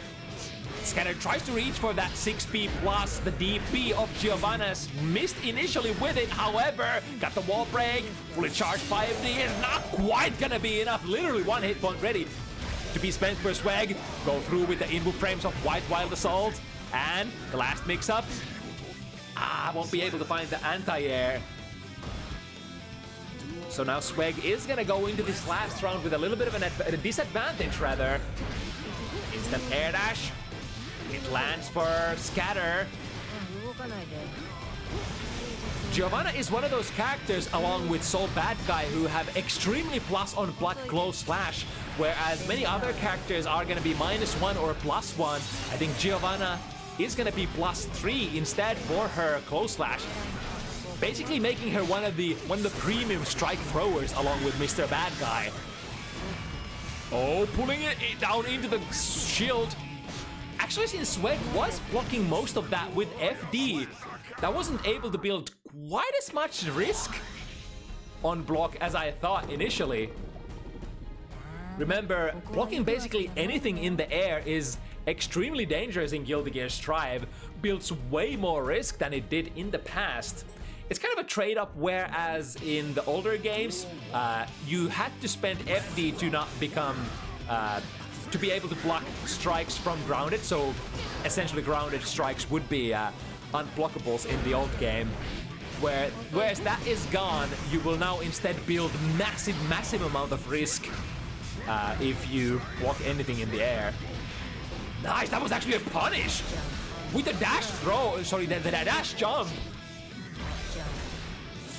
Especially after they made Slight Head slightly faster, it's been harder and harder to reaction punish that for many characters. And perhaps that was not a reaction thing either there, Scatter. Just a hard read. Nice, being able to once again be outside of that throw range, ever so important feature. Structuring your offense so that Potemkin can't do A, Potemkin busters, B, back Mega Fists. If you got those two covered, you're sitting pretty swell against Potemkin when you're on the offense. But now offense coming from Swag instead. Nice backdash out of that flick, which was meant as a frame trap. Here we go. Is it gonna be enough?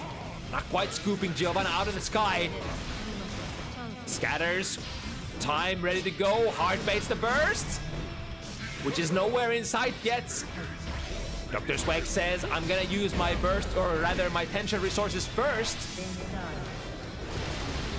And this super should do it, moving Scatter to very dominant position here if it hasn't been so far. This would be the worst, technically by definition, the worst that Swag has ever been in this matchup. 1-6. It's gonna be a tough comeback. 6 games in a row. Swag will have to pull off the break, come out of this matchup victorious. Let's see if they can do it. Back Mega Fist. Not backing long far enough. As that spiral arrow did whiff, as does this super. Wow, footsies. Ooh, that was kind of the right read there. going into the throw against Deflect Shield. Well, despite missing that, he's able to get this round, and more importantly, because Scatter went for that Deflect Shield, they did spend that half of that resource that moves between rounds. Oh, big counter hit there, empowered by Xavi. For the Spiral Arrow, goes into a big combo. With the jump in, converts it into a tick throw, and more to come. Swag, this time not taking the throw bait.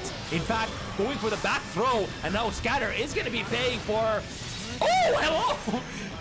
Even though the YRC kind of worked out, they still recovered into the mirror and got blown through the wall. Interactions galore. Break their guard. Swag says, I still have resources. Tries to double it up with a fully charged 5D, but this time Scatter is ready to stand up and block. Third time's the charm, as they say.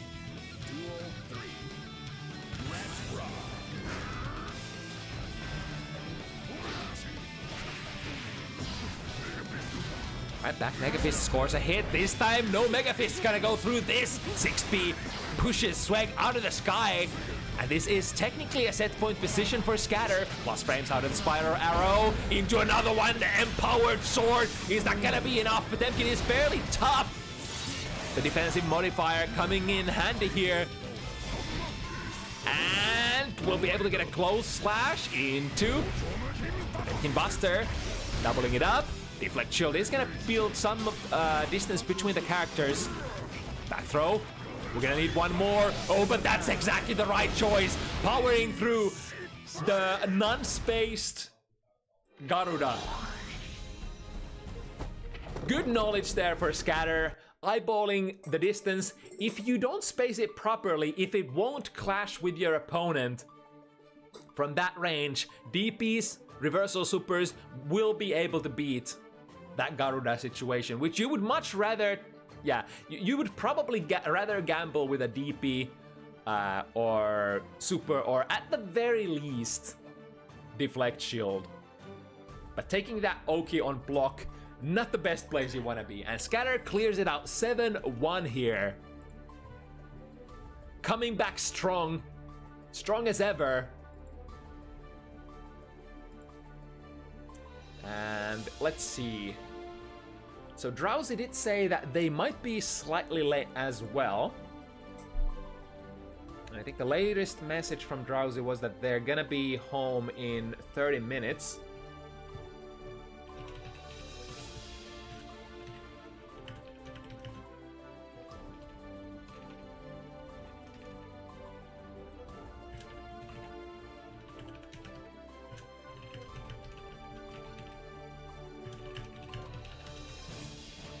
So that would mean that we are not gonna run DrowsyKat versus Krampus next.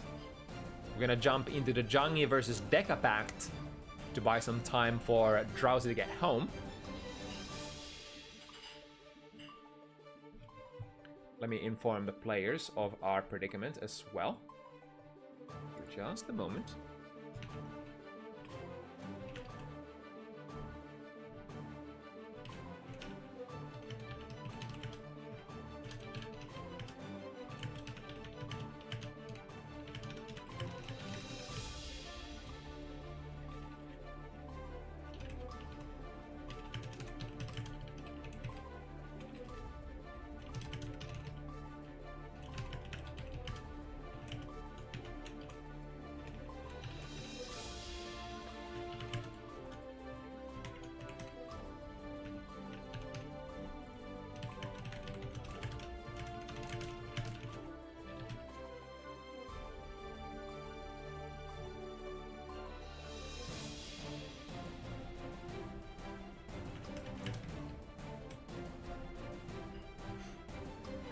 All right, that was pretty fast switcherino. So we got Deka, we got Jungie. Let's fix the names as well. Duel 1. And off we go. So the Footsies man and Kai versus our gunman here. So Deka technically, allegedly has picked up a new controller recently. So let's see if that will play into the results here. Looking good so far. Deka has, of course, before the switch, was playing Happy Chaos at a decently high level for sure.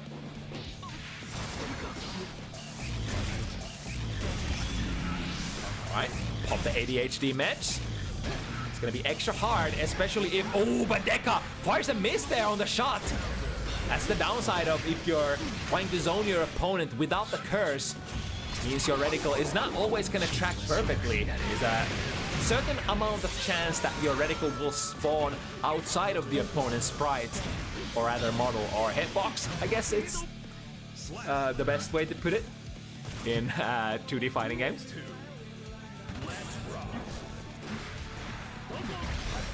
Alright, into the pressure we go with the big throws.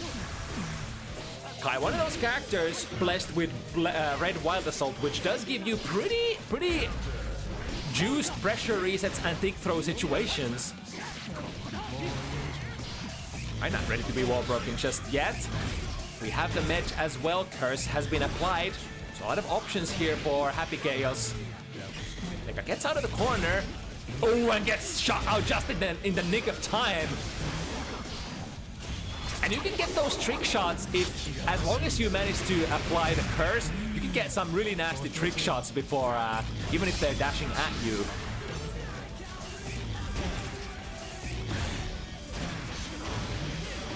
Catching them with a low, but running out of concentration. Ooh, this could be bad. Jungie. It's gonna get the knockdown here. While that combo transpired, Deka has been able to build back all of their concentration. That's an interesting conundrum if you, like, whether, like, Duel 1. thinking of how you choose to tackle, should you convert into an RC or extend your combo with RC and basically say, all right, I'll let you have your concentration back, or should you drop them earlier out of your combo and just go for a small combo and then go for a pressure while they still don't have their concentration ready to go? These are very interesting but relevant questions that you should be asking yourself against Mr. Chaos. Nice escape out of the corner with that roll. Deus Ex Machine through the wall. And now, playing it extremely safe since Jungie does have the 50 meter ready to go. Kai does have pretty decent reversal game with that very standard DP RC, but as well as RTL, a reversal super that reaches very far. So if you try to sort of shimmy out of or backdash out of Kai's DPs, RTL can still catch you. Nice the bar slash. Nice conversion. 1-2 stun dipper. Deka has been able to get the curse off by using some resources. Being in airborne sends you back reeling and giving Deka a mix-up situation. So in terms of how the development of this character recently, in the light of Season 3 changes, with the modern Happy Chaos, you see way less zoning and much more just going into mix-ups as soon as you can. Because you really don't have the resources now that, you know, a lot of your actions will use more concentration, meaning you have way fewer opportunities to not only run your mix-ups, but also to convert. And on top of that, if you're trying to zone as well, it gets kind of tough. So Chaos players are leaning into just going faster into the mix-ups nowadays than ever before. That said, through the wall we go. Soft knockdown though. Oh, in the chase! Gets the RC pop. Is that gonna be a kill? If that kills, oh, unfortunate, but still gets a hard knockdown and gets to tap them with a 5D, 21 frame overhead or 20 frame overhead. React to this, old man. I think Deka is pretty young though, still, so.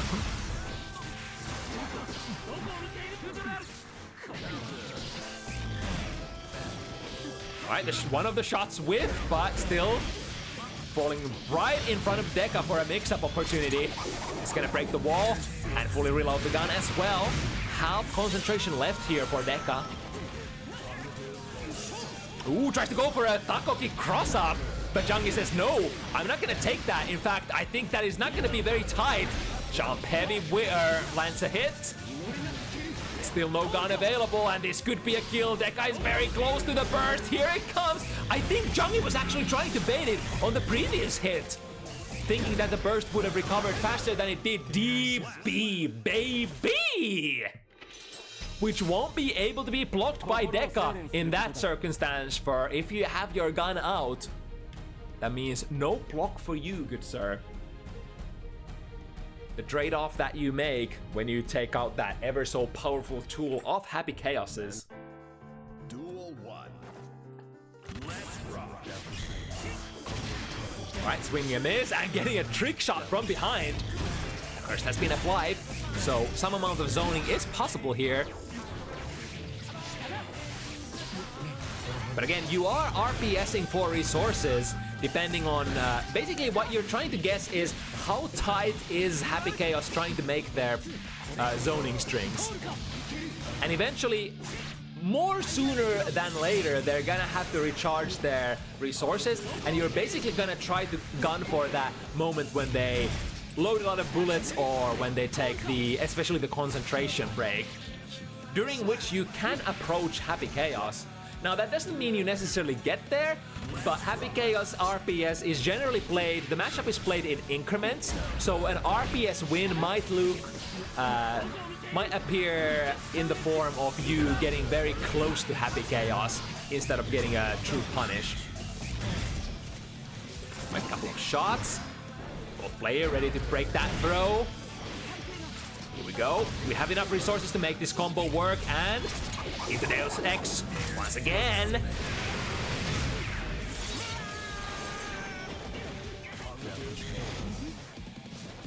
What's the word I'm looking for? Fuck. I had a really cool joke here, but, you know, English as a second language preventing me from firing. But you know who's firing? Deka with the trick shot!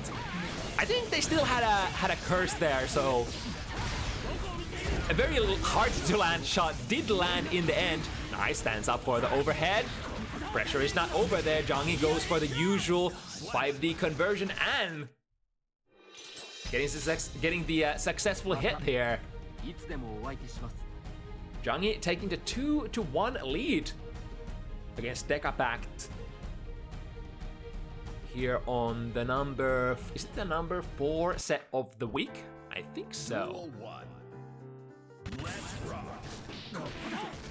Putting out some limbs, waiting for the opponent to jump into it, or rather run into it. 6B works wonders.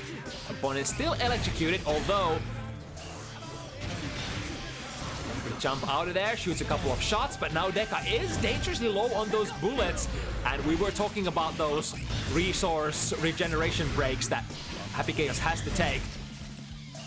That was the opportunity. Those are the guesses that you have to make against Happy Chaos in neutral. If you respect and they go for a full clip reload, you just fucked up royally, and you will be reset back into the status quo, or the square one, rather. Right, Scapegoat taking the hit for Deka from the fireball. But now the strike throw. Set up the jail. Very respectful here, probably waiting, playing a YRC from Deka. Nice! Grabs Deka out of their roll mix-up, which does happen very easily if the Happy Chaos doesn't set it up perfectly. Now, I can't remember what makes or breaks the airtight or the tight or not tight roll throw mix-ups, but I guess it's reasonable to, at the start of the set, when you are playing against a new Happy Chaos player, checking whether their setups are tight or not, if you have the reaction times to try to throw them on the rolls. YRC, get off me. Only one shot in the chamber. The DP hits and cleaves behind one of the prime features of Kai DP. Weak in ability to catch lows, but strong in the ability to catch opponents in the air above you and behind you. Once again, tries to go for the cross-up taco kick. Jungie jumps out of that, but not able to get out of the sticky situation. Will be KO'd here. Both players with their burst resources ready to go. Red Wild Assault versus Blue Wild Assault. Although, usually for Happy Chaos players, the Blue Wild Assault is way less utilized mechanic. As we know, Happy Chaos is one of the strongest characters in the game with Blue Burst. Yes, I said it. It comes in different amounts of value that you get from it. Characters like Happy Chaos who are extremely strong at neutral or can zone the opponents out, those are the characters who enjoy just normal Blue Burst the most. Just being able to put them in the neutral, perhaps RPS for resources, as well as initiate your zoning. That's a very powerful thing. Oh, nice! Goes for the tech air sorry, not tech. For there are no air techs in Guilty Gear Strive, but goes straight into the air DP to prevent Deka from pushing their advantage after that RC. And Jungie pressing forward with a 2-game lead here against Deka. Oh, what a whip punish there! The telekinetic leg! That's a legacy leg if I've ever seen one. The leg of the king.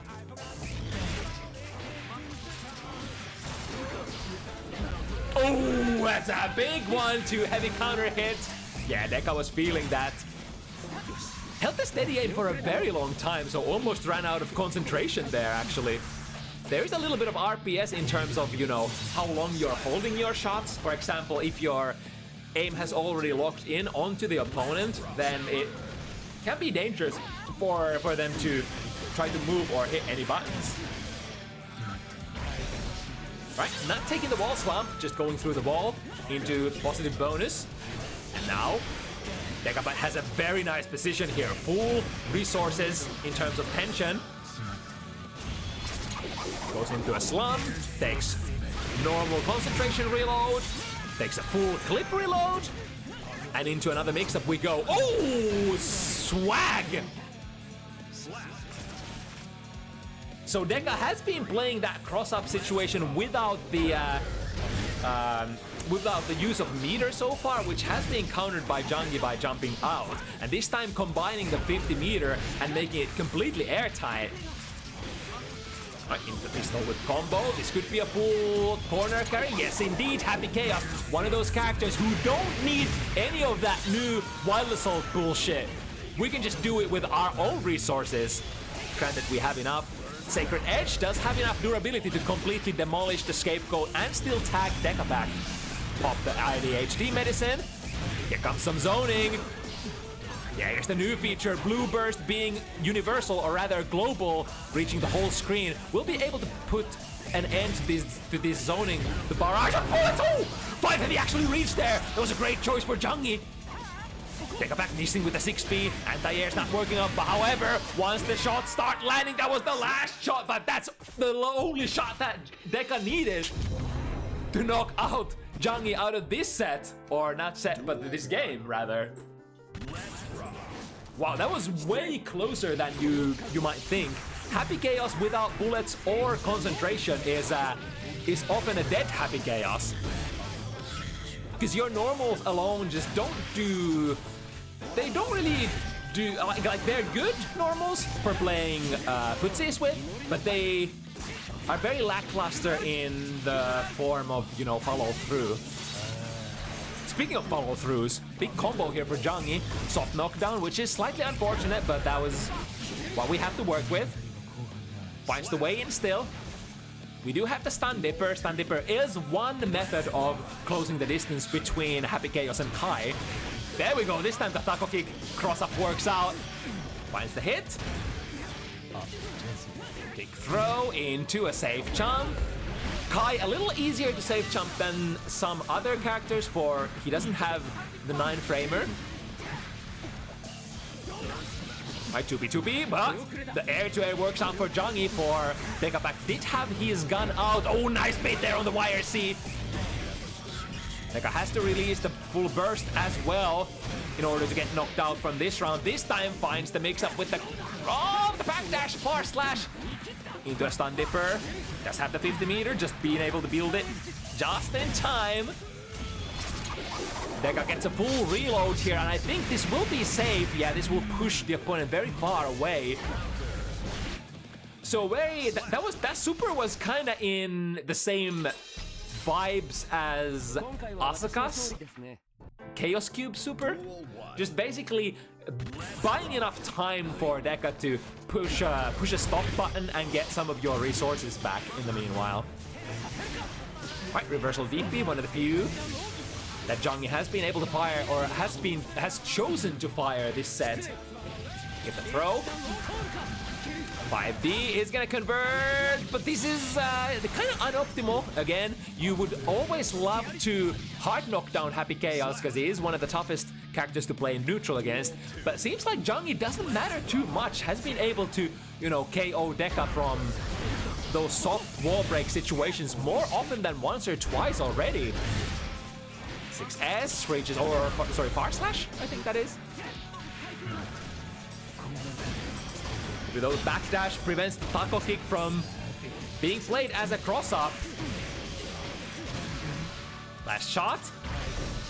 Get a little reload, 3 bullets in the chamber. Not a whole lot of concentration. But we don't need it as long as we find the hit immediately.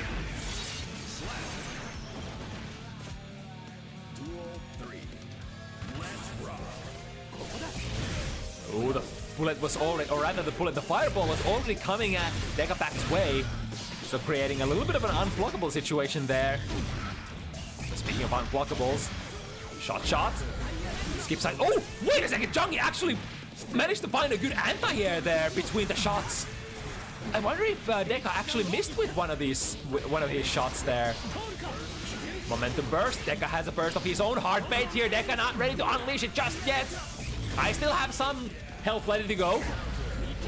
We'll have to be thinking about it. There it is. Curse applied, but only 1 bullet. Deus Ex Machina would be a very nice conversion, but we have to find the hit. Goes for the throw, but that time Jungie, that was such a good read because Deka didn't have any bullets left. It's probably good thing to assume from Jungie that Deka will have to go into some sort of decisive mix-up, and the only kind of way to end that would be with a 2D or a throw. So yeah, just jump out and wait for the throw to come out. That's the tricky thing. When you run out of those resources, you run out of options to play from your proc strings, or your proc strings become way more easier to counterplay. There we go, once again with the tap 5D. This time Deka choosing to hold it for, it's not gonna deal too much damage, but more importantly, it's gonna give the positive bonus 2P, ready to take the gun out. This could be a comeback situation for Deka. Dropping the combo, do we get the anti-air? Yes, indeed. Immediate burst from Jungie, realizing that this is starting to look kind of nasty. Misses the shot, that was dangerous. And here comes the Scum Dipper. The big equalizer between that mid-range, between Kai and Happy Chaos. Even though it is no longer a 5-frame startup, it is still one of the fastest forward-moving specials in the game, along with Dolphin.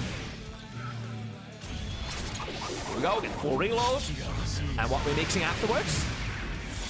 Deflect shield available for Jungie, or just a good old DP. Dekapact choosing to play it extremely safe. Drop the combo here for a moment, but a punish on the fireball. Yep.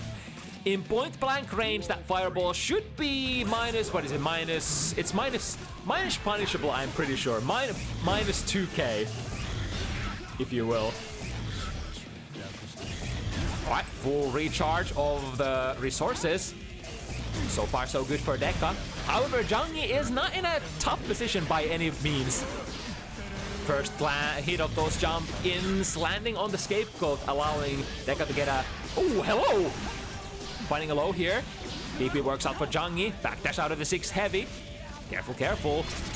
Ah, nice whip punish. That was optimal. Optimal whip punish. Full reload from that super. Deka. Small stroke of brilliance there. Who's the whip punisher now? 1 bullet. Oh, Jungie realizes that. Jungie did realize that Deka was very low on resources here and rushed forward. However, Deka was able to keep it tight enough to get just enough to fire a couple more shots of and, you know, take the win like so. Alright, we're definitely still in it to win it for Deka. 6S round start, smack them out of the sky, smack them out of the sky again. Complete free charge of the resources, and now we go. Deka in a really nice position here. Not even a burst that they have to worry about.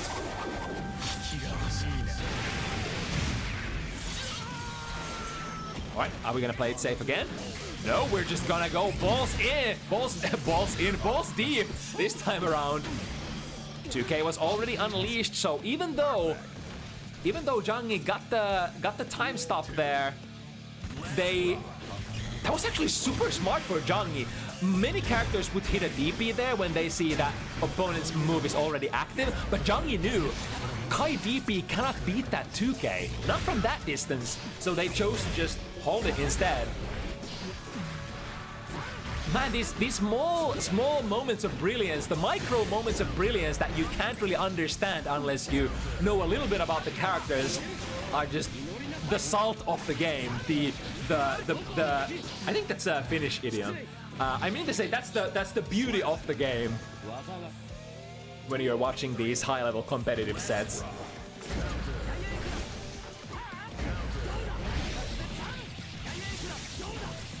Alright, with a big combo, is gonna have to be satisfied with a soft knockdown again.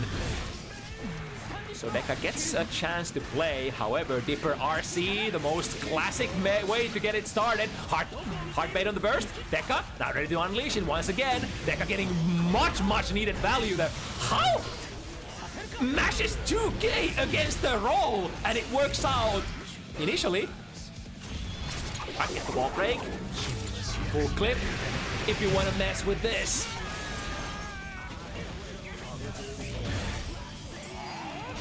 Oh, nice!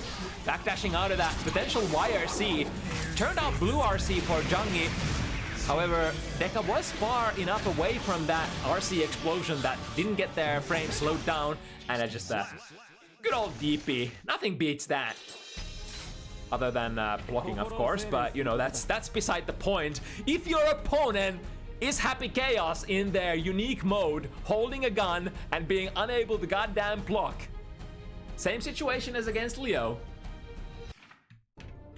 And looking pretty good for Jungie, able to make that buffer grow even more. 5K colliding with what move from Chaos? Ooh. It's a really sweet close slash anti-air that Deka was able to get there, forcing Jungie to burst immediately. And now, first half of Jungie's hit points have been reduced. Oh, there wasn't really a whole lot of things that Deka could have done there.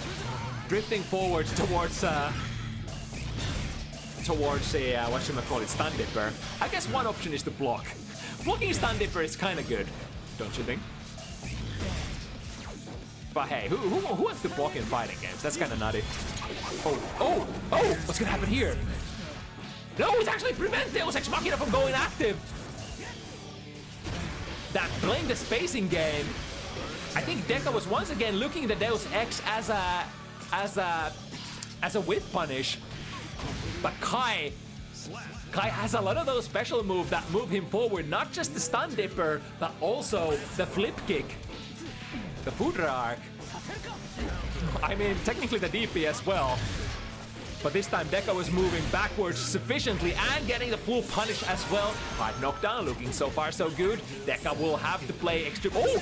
Not believing in the mix-up, just 6B into the right direction or perhaps the wrong direction, depending on your point of view. And here comes Jungie. Immediate YRC, baits the burst, looking good, Deka. Take it to the wall. Come on, Frankie, take it to the fridge. Break it. Now Jungie has a lot of resources to defend with here. Yeah, Deka doesn't want to fuck with any of that. That's an unblockable. They were reloading and holding a gun, I think. So won't be able to recover out of that in time. Scapegoat getting value, taking that burst. Dekapact is still on the hunt. With a couple of crisp reads, survives to fight another game. Another round. Deka will need 3. Not impossible, considering the the caliber of gamer we are talking about here. Curse makes all of these shits land. All of these shots land. Slinging that shit all day long. Damn. Happy Chaos. A little bit of a trick shot there. Oh, won't be able to recover in time, but at least we have the ADHD medication popped for a while. Nice, finds the shot on Stun Dipper. That was slightly lucky, I think. I think there is a bigger chance for you to miss rather than hit when you go into the off the hip shot. Bam, bam, bam. Is that going to be enough? Not quite, but a very nice position here. Oh, fumbling with the gun. We're out of concentration. This could be a chance for Jungie. No hit points whatsoever. However, Happy Chaos is a very, very fun to pressure boy. Let's put it like that. Wasn't able to utilize those plus frames that they got out of that jump B. Alright, Deka. Seems like Deka has activated some sort of a Super Saiyan mode here. No breaks whatsoever. Every mix-up seems to be hitting. Every interaction seems to be going in Deka's way. And now, full resources. Here we go. Next screen. What's it gonna be, Jungie? Half tension. Full burst. What are we gonna use? Deflect shield? Oh, that was so smart from Deka, drifting forward there as a response. However, not able to get close enough. I think it would have to be Wild Assault that basically guarantees that you're gonna get back into the opponent's guard if they use Deflect Shield. Alright, throw the curse. And now Jungie's options are kinda limited. Gonna have to be very worried about the chip damage as well. Pop the meds. Yeah, there we go. Realized that Jungie was having a really good streak of FD blocks. Really nice rhythm with the FD blocks. So Deka chose to gamble it and go close range and try to get the last mix-up in. One more. One shot on non-FD would be the kill here. However, is Jungie gonna steal it away? 2P. Nope. Deka is gonna get it in the end. And creeping.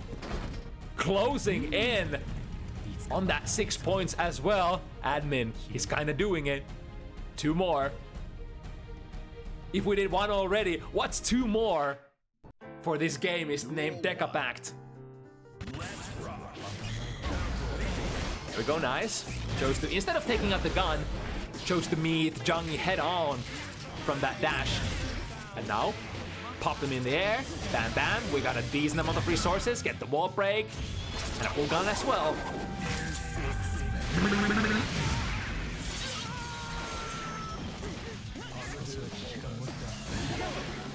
Right, almost outside of the YRC range, but not quite. Big counter hit. Not ready to hit confirm though, or perhaps mid-screen that won't go into any conversion. Oh, with that DP, we still got burst ready to go, baby. But so does Deka. Back into the mid-screen you go. Well-placed bar slash. Perfect timing on that. Deka wasn't able to get the shot off before that went out. Good amount of resources in terms of everything now, I suppose. Misses the shot, not quite getting the combo, but putting... Right.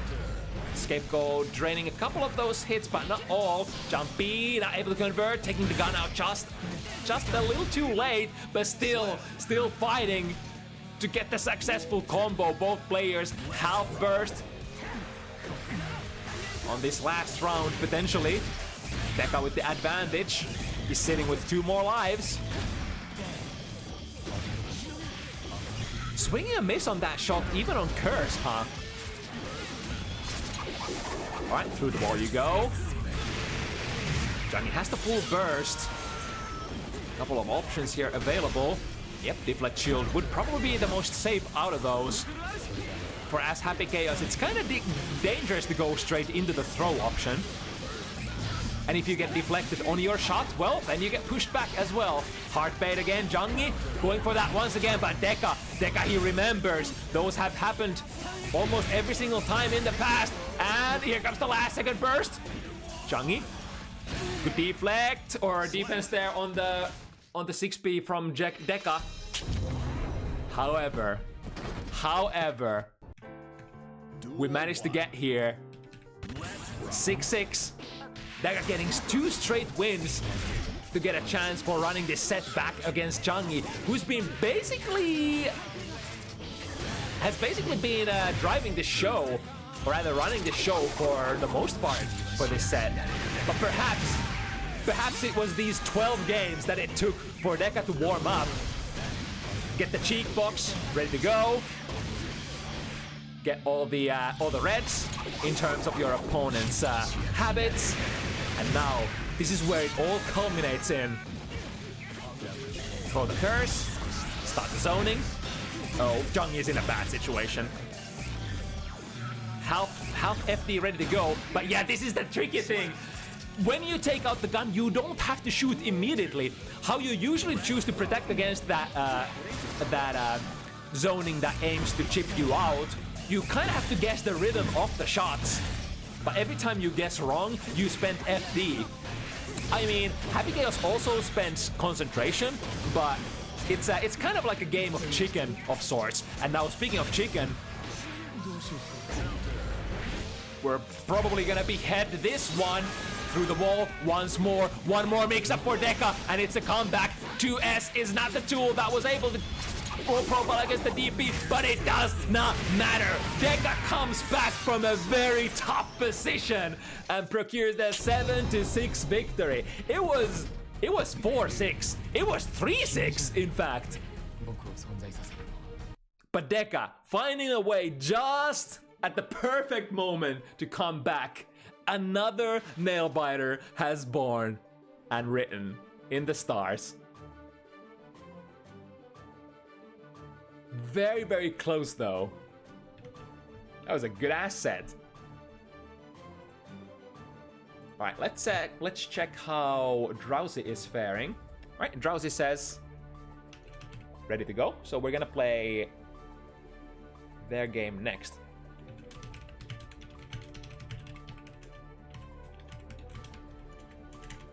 Oh yeah, I forgot to give Drowsy the ID as well. Okay. We got more Kai Gaming in the horizon, or on the horizon? Hello? English not my first language. We played that one, so this would be... Wait. You're right, because we're going back one set. Not this one, this one. Alright. Good job, QK. Only took you four tries to get the card right. This card is pretty lit, though. Shout out to Altini, our graphical designer of Bounty Hunters. Recognizing that we got both the installing dragons off against each other, the most classic rivalry matchup, Sol versus Kai. Krampus versus Drowsy. Now, I think Drowsy had only one game on Bounty Hunters so far, which was 2 weeks ago against Ehmu. Took it very convincingly. I think it was 7-0, so now looking to expand rather their exert their dominance onto other strong players, and let's see if Krampus is gonna be the warrior that yields or responds in kind tonight. That's a lot of fancy words for saying I'm not sure what's gonna happen here. So it will be kind of a calibration game from the Bounty Hunters matchmaking team still for both of these. Krampus, of course, being a first-timer, and Drowsy being also a very new addition to our roster.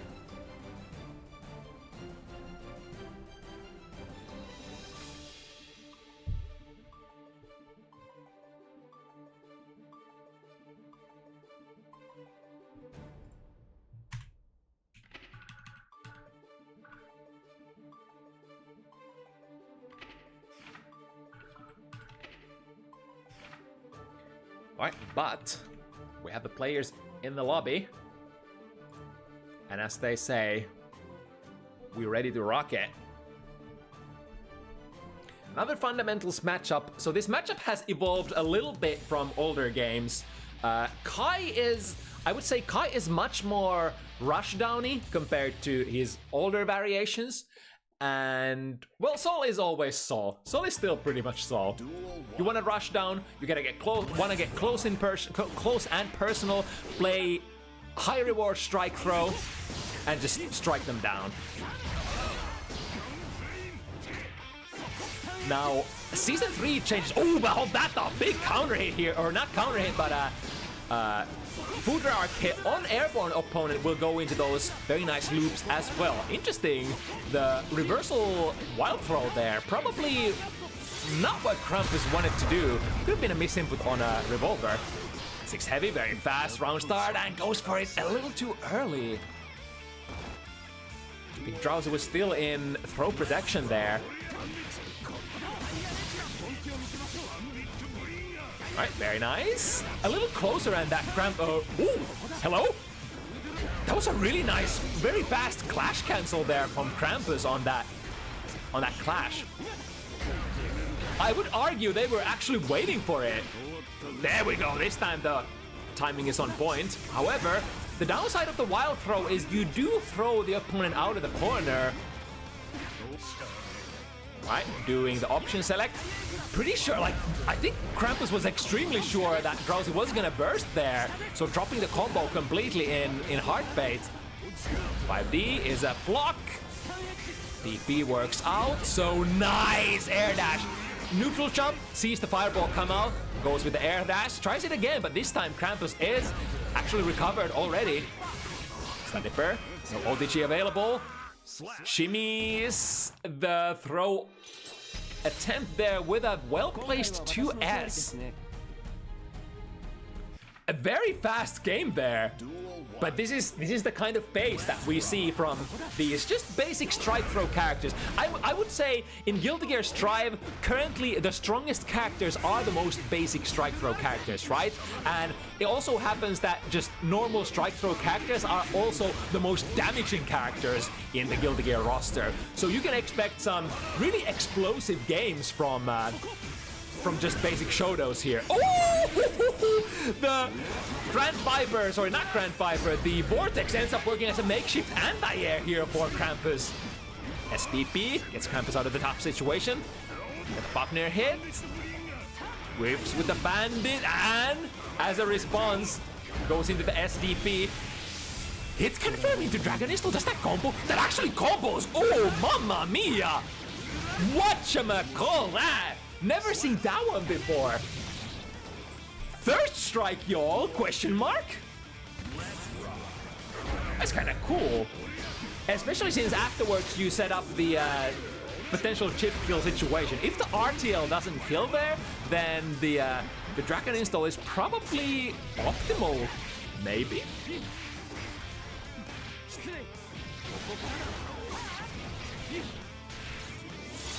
Alright, get the wall break of the soft kind. Krampus still has squad. Oh, nice! That was a counter hit, but I think with the SDP, you're not going to be able to pick up the combo. You would have to go into the heavy variation, which unfortunately nerfed in this season won't have full startup inputs anymore. It does have some inputs, but not at the very start of the move. Duel 1. Join the stream and instantly hear Dragon install. Yeah, you can definitely hope that Drowsy is gonna give us some Dragon install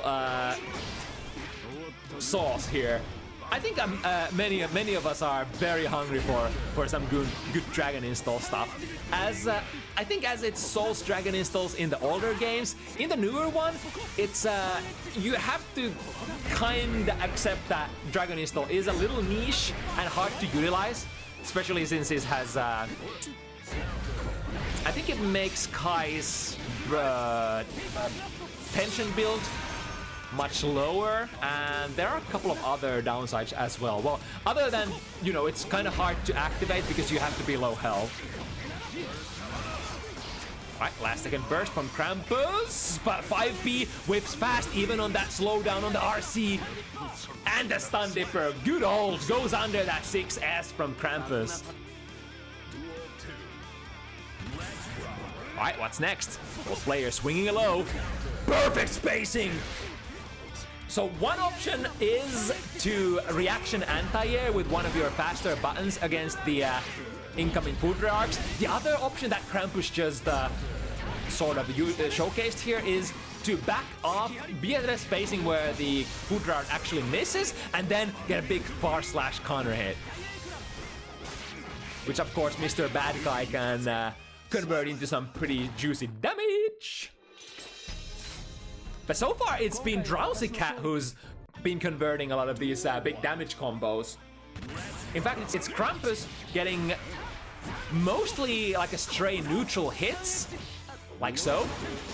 Again, the 2K, and not getting the conversion, unfortunately. Stun Dipper this time needs the Wall of Flames. So Gunflame for Strive variation of Soul Bad Guy has gone through some changes as of recent. Nowadays, the Gunflame approaches it's much more of a normal fireball rather than the slow kind of setup tool or pressure tool it used to be. It now approaches very fast and is more of a, like a mid-screenish poke or mid-range poke, and or a combo tool, as far as I understand. Of course, feel free to correct me in the wrong, all the knowers. There we go, DP. Go for the SDP, not the heavy one. So the reason why I keep saying S and heavy DP or comparing them is if you actually got a big counter hit on the heavy DP, you could potentially get one of those Twitter combos going. As Soul can, as does Kai, I think.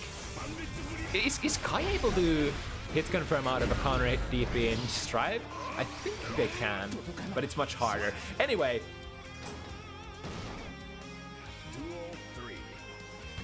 Once again in this situation, where both players have a round, but now Krampus will have to find another one in a row to be able to put themselves on the board. Here comes the strikes, close slash, basic BMB combo, here we go, counter hit, damage coming through. Unfortunately, the wall yields a little too soon for Krampus's tastes, so won't be able to milk maximum damage out of that combo. Vortex, nice counter hit trade! And the RC should get the kill before the burst comes online. All right, that's a pretty good way to put it as well. I think if Krampus thinks that the burst is gonna come online before the combo ends, then probably the best, next best thing would be to drop the combo and reset into a throw. All right, playing some Street Fighter here. On and off the court, straight fundamentals, no funny business. Oh! And choosing to counterplay the Vortex or the low-profile folks with a food rack. However, Dragon Install, the not Grand Viper, Vortex goes pretty low profile as well. And in any given situation, I think, depending on the timing and the spacing, Vortex could beat Food Rearc, or Food Rearc could beat Vortex. It really depends. There we go. Was that plus frames?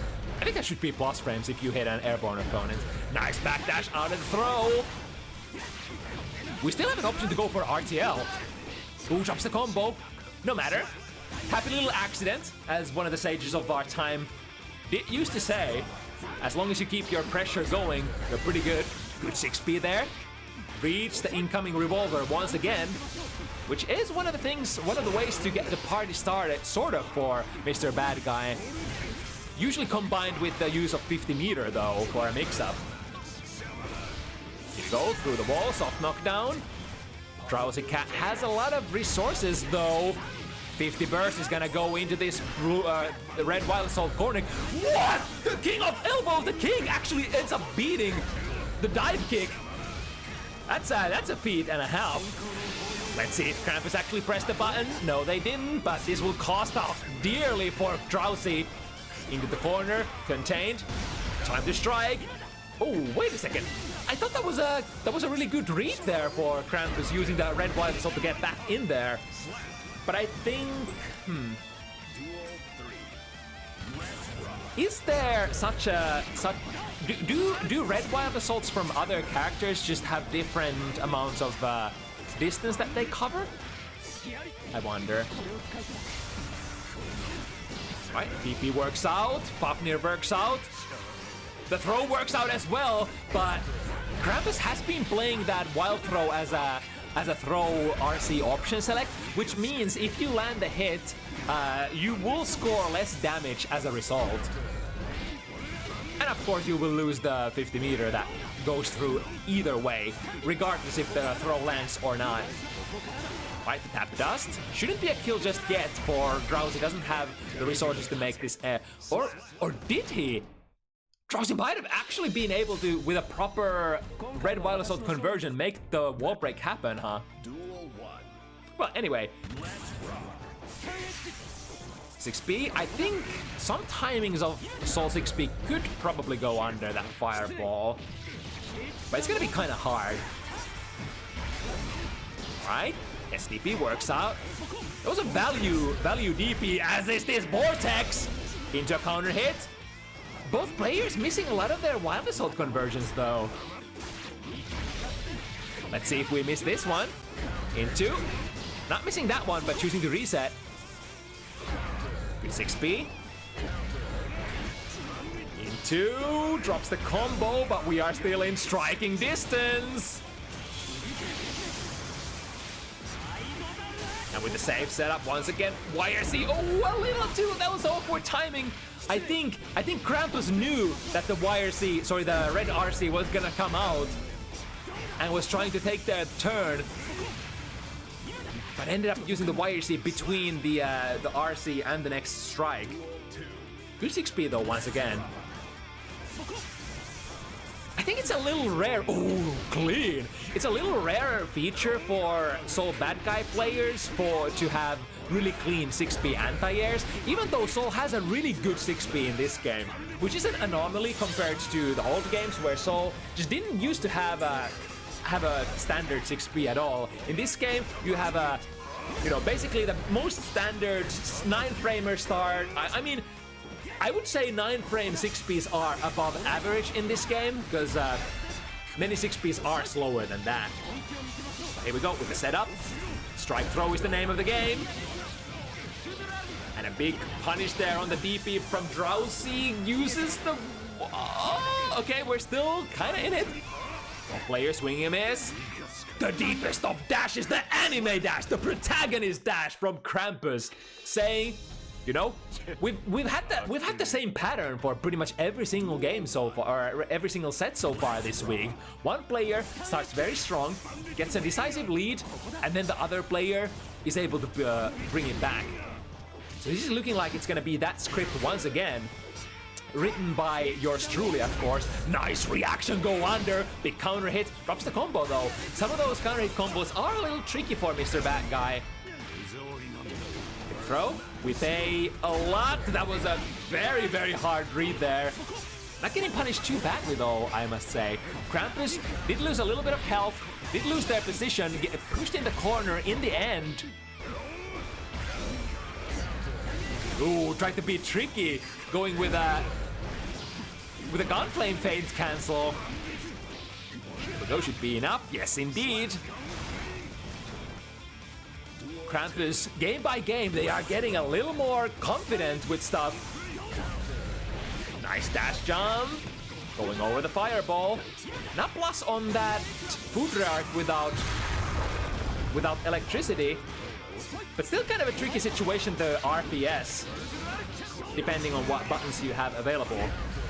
Nice air-to-air, and that should, I was about to say, that should go into a kill, unless the wall yields just a little too early. And what was that? Was that the start of Heavy Mob Cemetery? I'm not sure if I recognize the frame there. It kind of looked like a Heavy Mob Cemetery to me. Was if that was heavy. It was iron, steel, extremely heavy balls that Krampus had in that round start situation. Here we go, Drowsy with the RC conversion puts Krampus into the corner. Krampus not ready to go through the wall just yet. Don't want to give that win con that is. Ooh, but this is a value throw. If there ever was a good time to wild throw, it's when your back is against the corner. However, Drowsy got the back turn off there, or back throw of their own, and then extending the pressure sequence with the use of red wild assault. It never ends. Get me out of wild assaults, wild tried. Is what a lot of players are crying out in Guilty Gear Strive Season 3.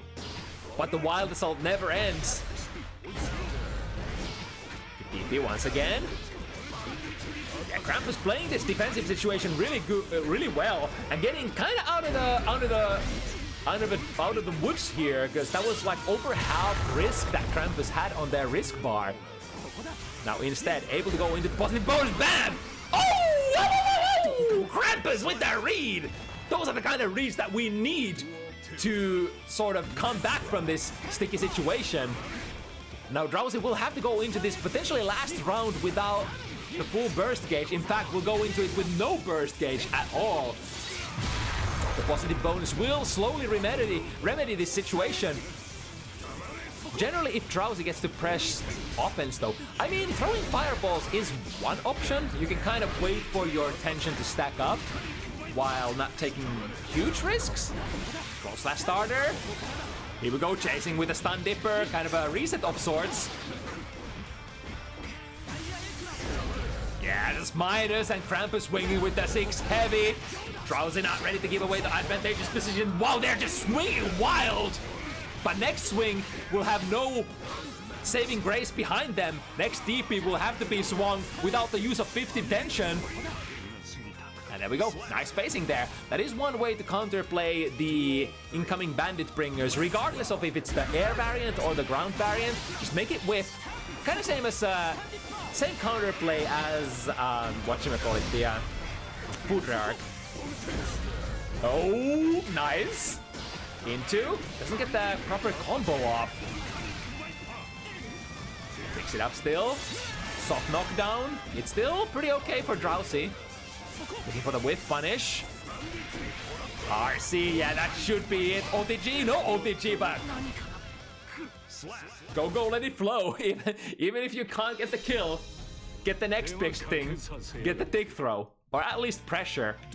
What? Krampus. I tried to backdash out of that, but Udrak reaching way too far and catching Krampus out of it. Very early positive bonus here. And now having to block stuff would be very terrible in this situation. Uh-oh. We're gonna be looped. Right, taking a soft knockdown here. Drift forward RC is available. Neither one going for it.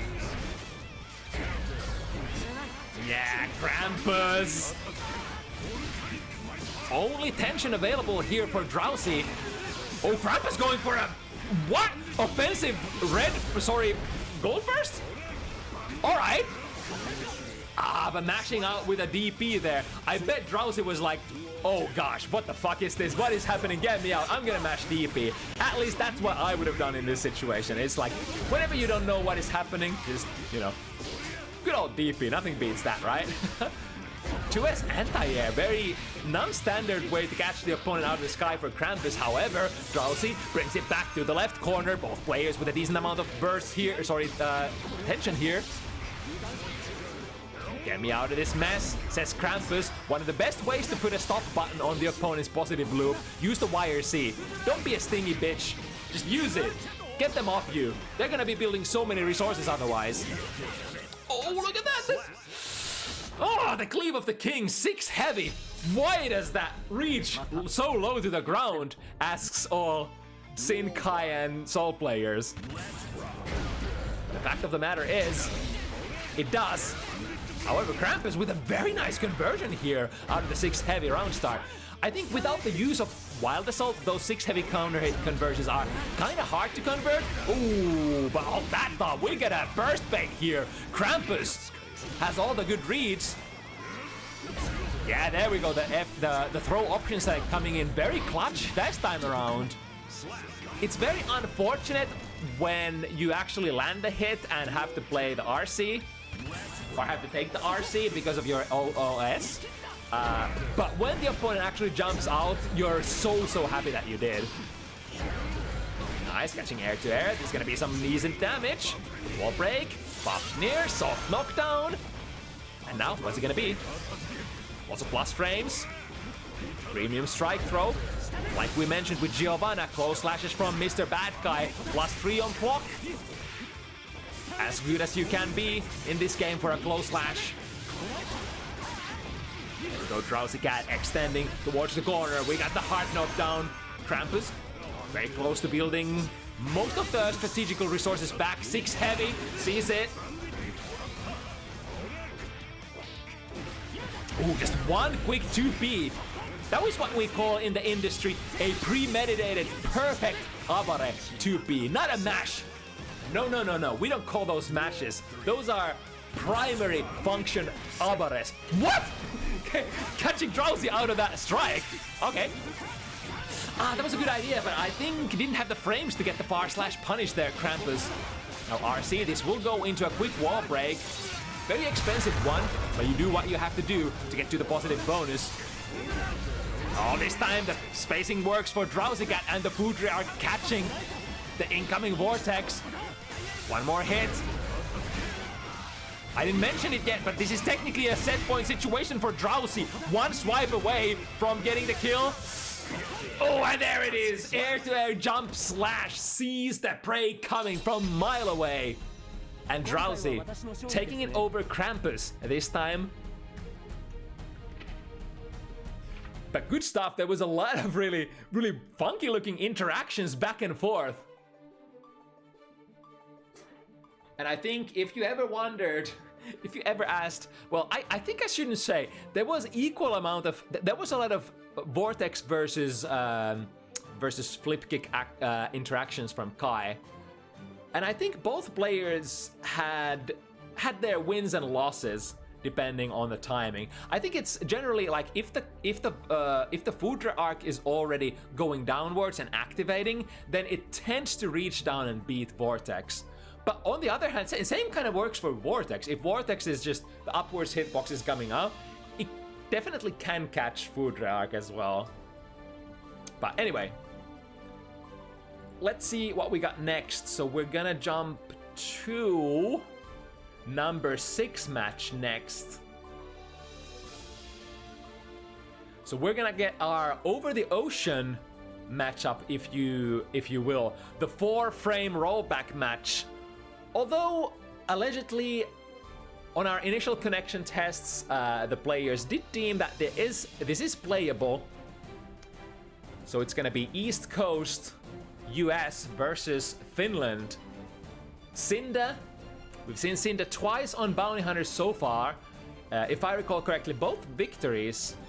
I might be lying, but for the sake of the story, for the sake of hyping up Cynda as one of the can we hype Cynda as one of the finest of US? I guess we can't say that with a straight face, because I mean US is a fairly large entity, area, scene.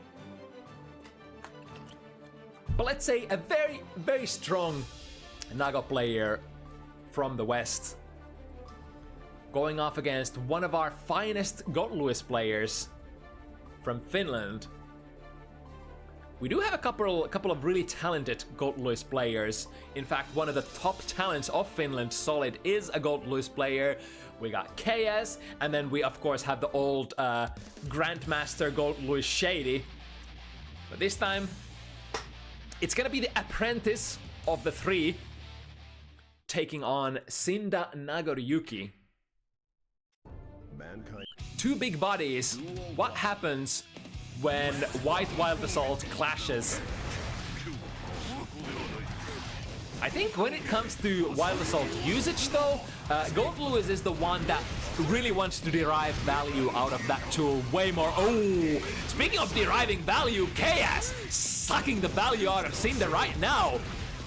in basically a win-con situation. Yeah, that was probably one of the few things that Cynda could have done. Get the red, the yellow RC out before you get guard broken. Because in that guard broken state, you won't be able to do jack, you won't be able to FD, you won't be able to burst, you won't be able to YRC, you'll just have to take the next hit. And consequently, Goldluis's pressure consists of mostly of Behemoth Typhoons or or whatever Chaos was calling Behemoth Typhoon in his card. In fact, being a former Egyptologist in university, I kind of see the interesting joke in KS's card. It takes a little bit of power level, but yeah, enough about that. Let's talk about Guilty Gear though. Ooh, nice jump D over the 5 heavy. Goldluis's tiny jump arc kind of works in his favor in a lot of matchups, in pretty much any matchup. Combined with the jump D, you get a jump D that just comes down extremely fast, and able to use that as a sort of a mid-range, close mid-range poke of sorts. The jump D. Go! Oh, nice bait! Very close to popping. Oh my God, he's gonna pop! And won't be able to set it up properly, or rather safely. Ah, but no worries. Cynda finding the plus frame situation, question mark? After that cross-up. I think KS was a little too high there on that crossing aerial. Behemoth Typhoon, huh? There we go, again with the back Fukyo. Allowing you to basically RPS between the far / bite or far / any sort of reset. If you play the back Fukyo, you can whiff punish them from mashing. It's basically the RPS, if I understand correctly. Straight forward. Have to break the wall. Oh, actually, could have. I'm not sure. That was actually an optimal play, probably from KS, to break the wall without Wild Assault. For a lot of the times, the Wild Assault is not going to be your optimal damage wall breaker, right? So in some cases, you might actually miss the kill if you break it with a Wild Assault instead of breaking it with a Behemoth Typhoon, for instance. Alright, 1-1. RPS win right off the bat for KS, jumping over that round start Wild Assault. Oh, that's 100 of your burst gone. And now Cynda will have to find some sort of way out of here, but because we are... Oh, nice 2P though. I was about to say we are a non-DP character, so options for defending against Goldluis are much more limited than some other characters. You will actually have to just do it fair and square and try to guess when Goldluis is going for those very slow to start pressure reset Typhoons. And or just, you know, pray that you're able to push them away with use of your tangent resource in terms of the faultless defense. But now Cynda has a really nice position. Still got the wall break. That was a cool looking combo. Is that standard? Here we go with the safe jump into a fully charged 5-day. Oh, all right, we can cancel that. I think that was Cynda accidentally going for the full charge and being there. Oh, just kidding. Let me get the RC. Let's get the RC out. Just quick. Ooh, finds a nice pickup there from that 2K. God, that's a lot of damage. Or was that from 2D, actually? I think it was 2D instead, because that was so much damage. Air to air. And Drone still ready to go. Has to spend the burst here. Orpheus being eliminated with it. And changing your name to Garfield. At least Cynda did get to use the burst here. However, KS taking the lead here, 2-1. Mankind Duel 1. Right, heading into the next round. What's it gonna be? Safe, gets his jump in. Now it's KS's time. Uh-oh! The deflect shield, or rather the startup of the Wild Assault is too slow. So he ends up being able to bait the deflect shield from Cynda here. Cynda does know that the Deflect Shield is fairly potent tool against Gold Lewis, though. It doesn't matter, like, it's a nice sense. Oh, okay, I kind of like that, actually. So Cynda set up the Blood Rage pop successfully. However, KS realized that, you know, they probably don't want to take the high-low throw after it, so just spend the burst here. If you burst a little earlier, you can probably burst Cynda into the Blood Rage full screen, which probably was the optimal play, but hey, I mean, you take what you can get. Sometimes you miss the optimal plays and you still have to, you know, run with it. In these difficult children's rhythm games called fighting games.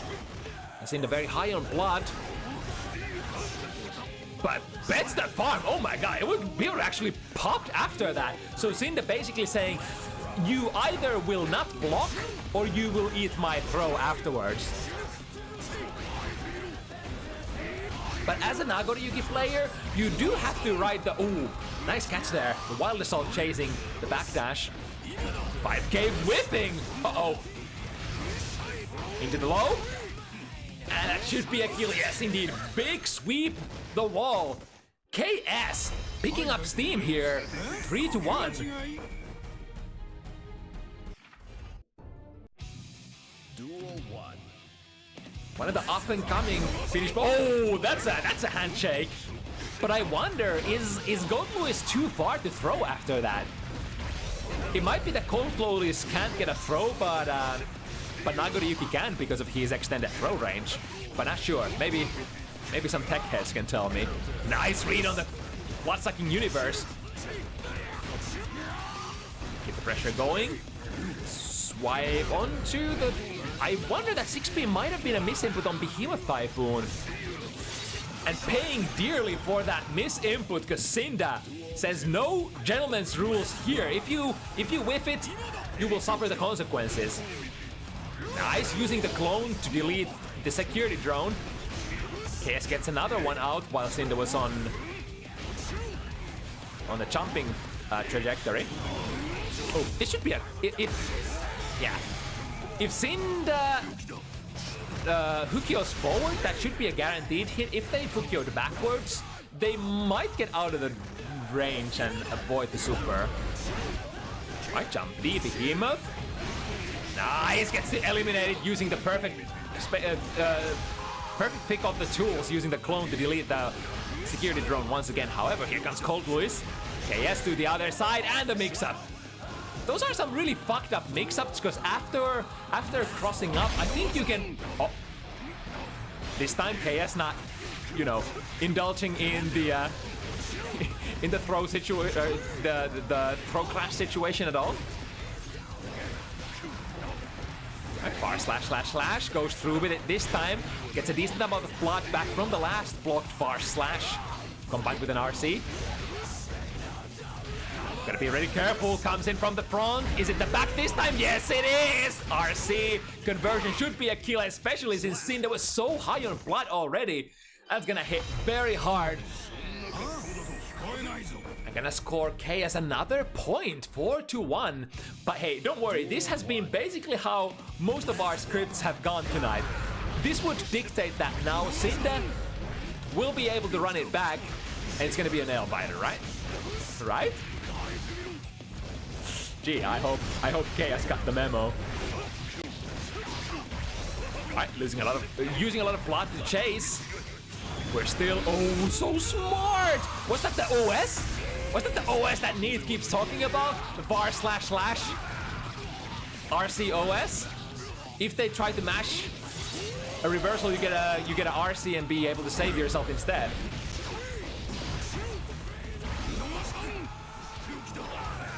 Right, swinging a miss with the too heavy.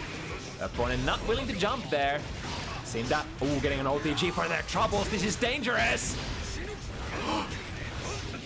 And the checkmate. Yeah, that was the right thing to do. In that situation, if you block one more Behemoth, you're basically out. So Cynda does the most reasonable daredevil thing that they can. Just checkmate the opponent. Spend the blood, go bust. Basically gamble that they're gonna take the chip damage. Speaking of damage, My god! KS, please! Let the man play! Right, on to the other side. So far, KS has been able to draw out a decent amount of blood from Nagoriyuki. Now level 3 Cynda does use it on Hukyo. Drains a couple of swipes of 6 heavy. Blood coming back slowly. Cynda has been pretty good at sort of riding the line between very dangerous pop situations and being able to recover. That is, of course, the mark of a very strong Nagoriyuki player. And here we go, time to burn again. And the last ride of the samurai. Recognizes that the deflect shield pushed. Oh, there we go again, the checkmate commit. You can see, I can see the glow in Cynda's eyes when he recognizes, all right, it's go time. And then Beyblade, DP, Beyblade, DP. You know the deal. Alright, anti-air, White Wild Assault, get a good hit. And then, Cynda still has pretty decent amount of blood. Early blood burst here for KS. Oh, this time the clone actually didn't end up deleting all of the hits. Cynda, extremely close to popping. Did he notice? Oh no. Oh no, I think KS didn't notice there, but I guess it's not the worst of situations. However, you will now have to contend with the full blood gauge. Oh, Cynda, you're so tricky. You're so tricky. Playing the nasty mix-up. Tricks are for kids, some do say, but I say you should play those tricks once in a set when you absolutely need the last hit. And now, oh, I think Cynda delayed the Wild Assault a little bit more, so the invo frames do extend past KS's. Back Hukyo once again, RC, keep the pressure going. We have good amount of blood. But now I guess Cynda would, like, Cynda's begging that I wish I had that meter now. Help! Somebody! A big American guy is brutalizing me, and I was supposed to be the American here! Alright, but Cynda getting ever so closer to KS. 3-4. It's just getting started here from... as we are approaching the impending end game here. Next game is gonna be super important once again. If Cynda takes it, even Stevens. Very patient play there for KS. I think KS has been able to basically figure out the sequences to... Oh, nice! Get a jump D combo. Drops it, unfortunately. But yeah, KS has been able to... Oh, nice! The back Hukyo should be able to evade it. Yes, indeed. And then go full balls to the walls. Not taking the wall break just yet. Probably smart. Contain the opponent in the corner. KS sees the gap. Uses the White Wild Assault. No more ready. But this time security gauge ready to go. 5B out of the sky, and now Mix Up City! One more. What's it gonna come from? It's a throw. Highlight. One more. Next throw would be it. Good deflect shield. Ah, but the Beyblade recovers faster for Cynda. So able to switch positions and then punish, or not punish, but make a check on KS if they're mashing or respecting. Nice backdash once again, big punish coming out, and that's on almost full blood as well, so that's gonna deal so much damage. KS, checkmate, is gonna combo into the security drone, unfortunately taking the wall break before KS gets to do anything. And now to S, 5 heavy doesn't combo, unfortunately. Here comes KS and finds the sweep. And howdy gamers from Variety Streams. We are now at a point of Bounty Hunters where we are playing the 6th matchup of the evening, so this one and one more ready to go. So you tuned in at the most exciting moments, perhaps, as we are usually playing the matches from lowest skill level first and highest skill level last. Oh, but the big too heavy. Here we go. Combo into the DP, get the full sequence. Dropped in just before the wall break. Tries to go for the sneaky 5D, but this time KS ready to stand up in time. 28 frame reaction times, backdashes out of the potential throw mix-up. Cynda still has decent amount of blood to spend, skip the neutral, clone, Kukyo. But Chaos is staying fairly tight there on defense. But you can only stay tight so long in this nasty ass aggressive franchise called Guilty Gear. And just like that, we are in the even position once again, heading into the championship round slowly.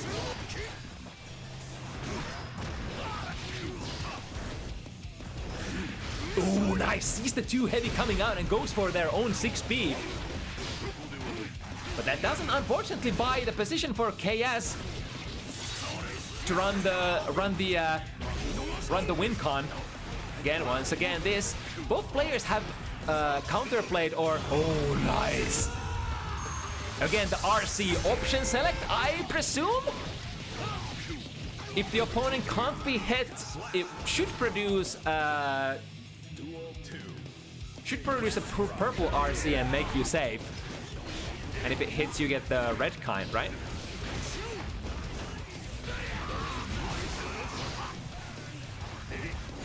Alright, swinging a miss with the jump in, but hitting a big baseball bat swing on that too heavy. KS is not quite ready to let this round flow out of his reach, though. Jump D from very far distance, however, spend the 50 meters, spend the cash and convert. Ah, and a throw, OTG, yes, sweep the floor, KS. Dead even. The boys just hanging together with four score under their belt. Oh, okay. Misses the... Actually, that was actually better. Instead of getting the jump in, gets the close slash punish. Cynda so close to popping. Is he gonna pop? No, the blood pressure is going down. Heavy swipes, every one of those is gonna bring Cynda ever so closer to having access to... Yo, from what distance? Yoink! Nom nom. I think still recovering out of that close slash. Yep, gonna be smacked by that coffin swing. And now Cynda, since they had quite a lot of real estate to back out of, they did try the backdash and, you know, make the security drone expire. Unfortunately, KS on the chase, gets the throw at the end there.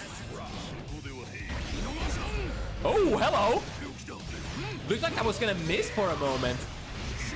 Gambling with the deflect shield here. Still has another one to go. Luckily doesn't have to use it. I think using one deflect shield is pretty good when you are at full health, or rather full burst. And then leaving at least 50 more is kind of like a good save point. If you manage to get a hit, you should be probably able to build back to full burst very fast, or you have access to that wild assault. Ooh, very nice. Skip out of the corner with the use of Beyblade RC again. Oh, and then sweet. Shmove back in there. Back and forth. Cynda, where are you going? Try to decide. Nothing personal, kid. Slides into the BSU mix-up. Cynda's dead set on not giving KS the momentum that they need. Or rather want.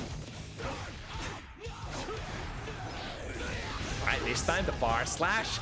Got the mash afterwards. Overhead swing, producing a lot of plus frames. Cynda choosing to tackle those plus frames with a deflect shield. The safest of plays, of course. It does use your resources. Oh! Frame tap into the DP. KS doesn't quite have the burst ready to go. And I think KS has been unwilling to spend the deflect shield either. Because, I mean, yeah, this tool, this devil right here, the pressure still going. Warning! Warning! I guess once it, I mean, it was a kind of a, whatchamacallit, bad news and good news. Bad news, you got hit. Good news, your risk went down because of projectiles, so you didn't get fully brutalized out of that machine gun hit.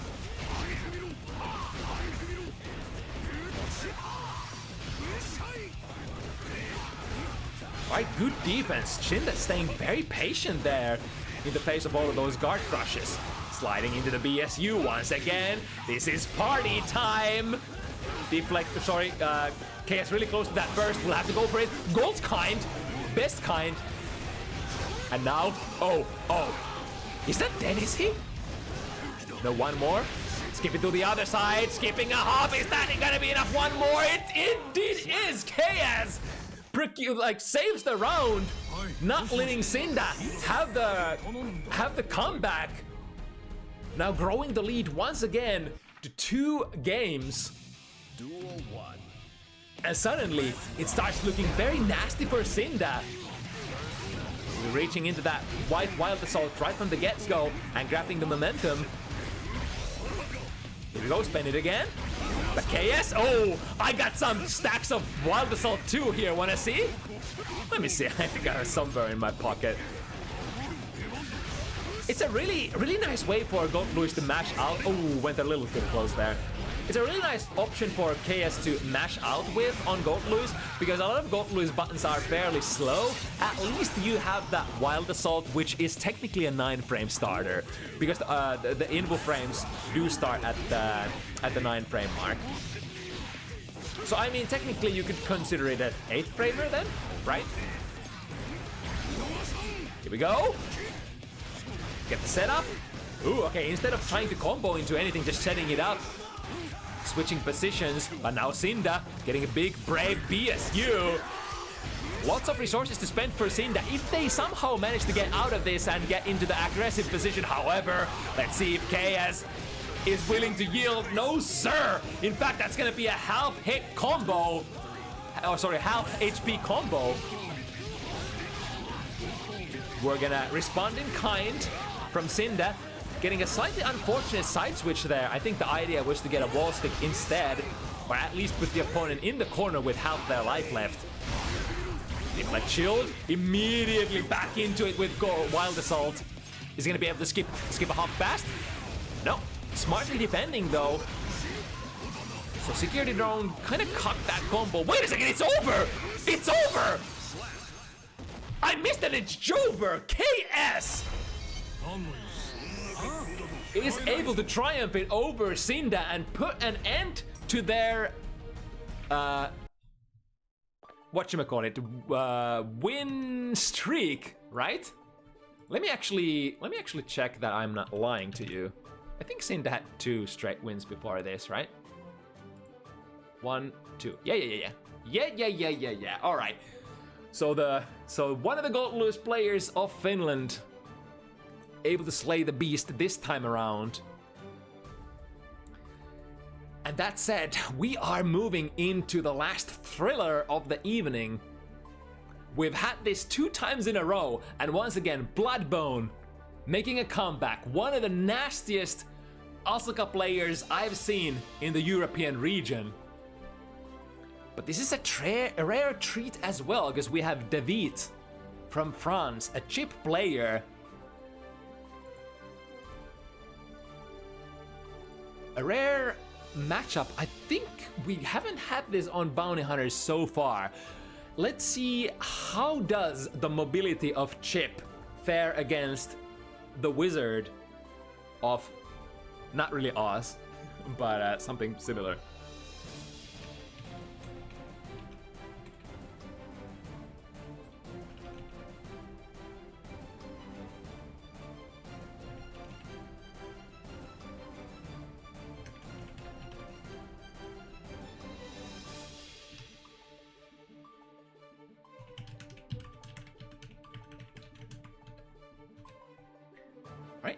Players have been notified and giving it codes.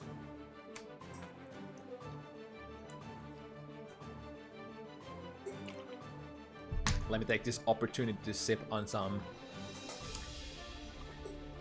dearly required water.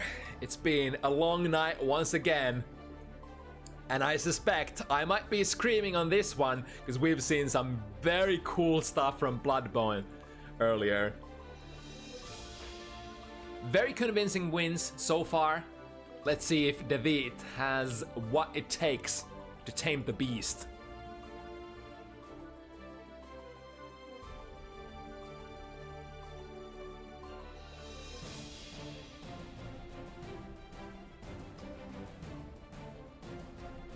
think both players were relatively, what's the word I'm looking for? Not uncertain.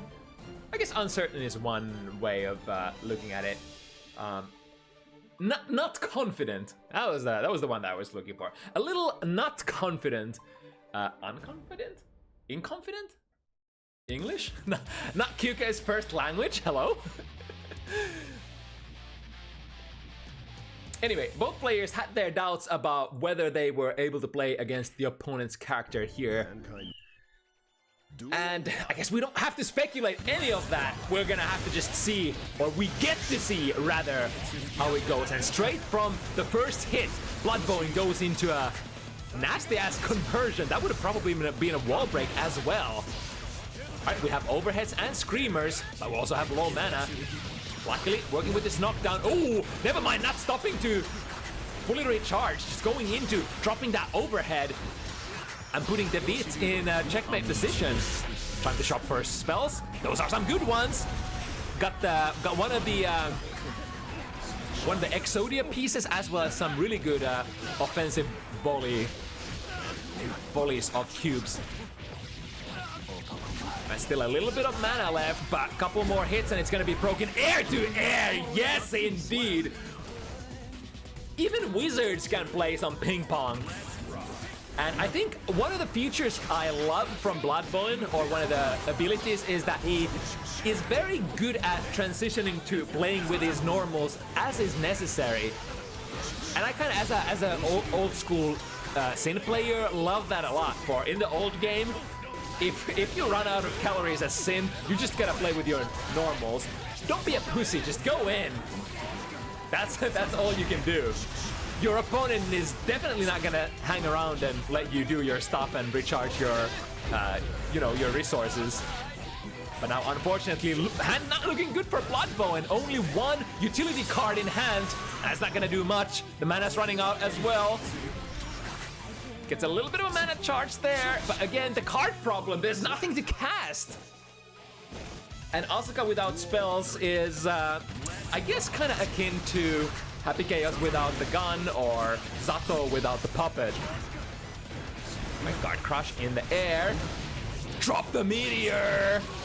Close slash on the backdash. Misses the conversion, but still. This gets the charge. Spells back just before that burst goes online. That was actually a very, very important card draw there for Blodboen. If he didn't get the draw, I think, did he actually have a card? I think he had a card that fully drew back his hand, right? Because I think because he only casted something, and that something ended up getting his hand just before the burst went online.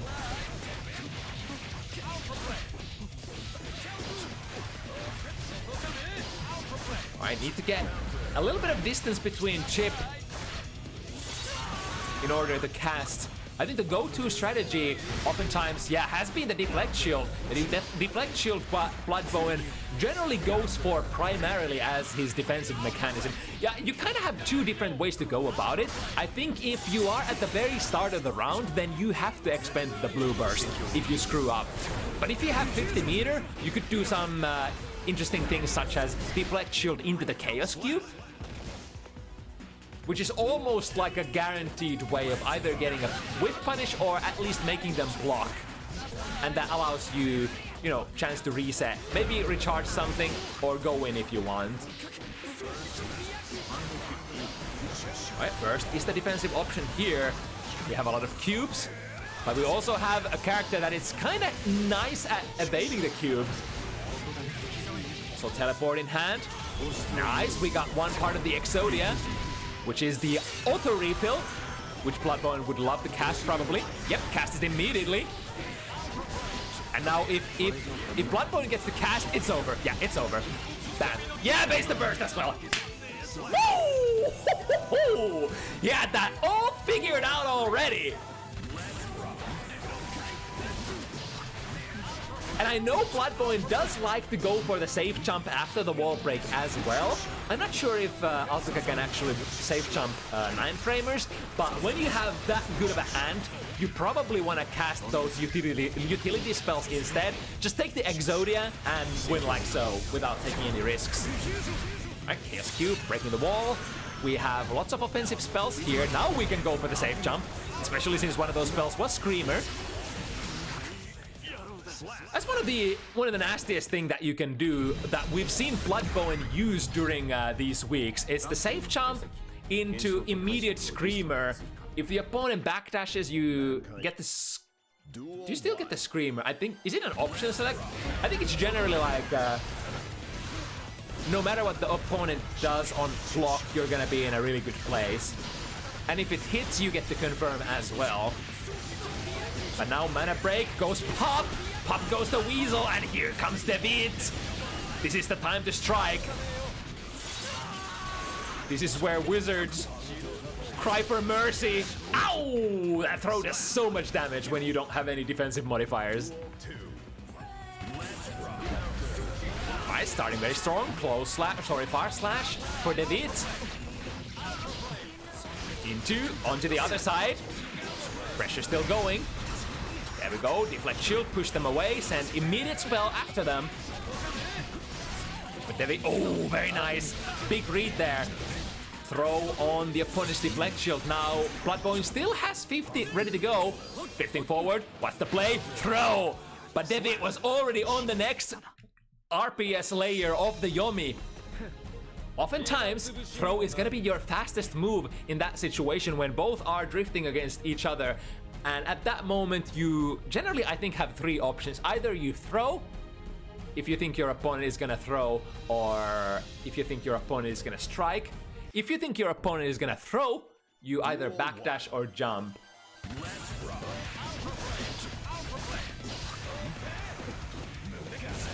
Ooh, with the Kara overhead, mixing it up, completely evading the gold burst. That was big value.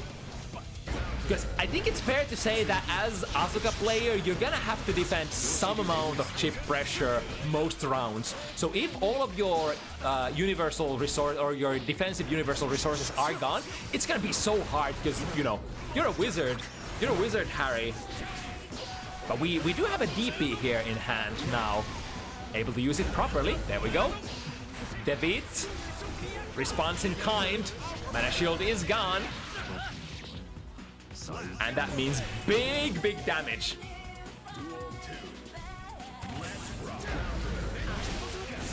Damn, is the far slash for chip actually fast enough to catch the Screamer on round start? I think so. There's a lot of different variations to how you can use Screamer on round start. You could, you know, cast it immediately. You could cast it TK. And then there's, I guess, a, you know, amount of variation when you cast it as, you know, fast TK or not. But damn, this has been, oh, there we go, Gold Burst. Still no mana though. Yeah, and Devitt is not gonna let it go. It's the most, basically the easiest way to get the win and force yourself into a win condition when the opponent is, you know, without a mana shield, can't cast spells. They basically have to RPS you with normals only. Yeah, there we go. This time Blodboen just took a, I think, a normal jump. That's a, wait, that's a lot of cubes. No, the slow cubes. 6 heavy into opening the portal. However, that burst unfortunately did erase the portal of cubes. Able to get the mana shield back, but distinct lack of offensive spells in hand. Does have the teleport though. I think the worst possible situation is to be with a hand of 4 cards where they're all like staffs.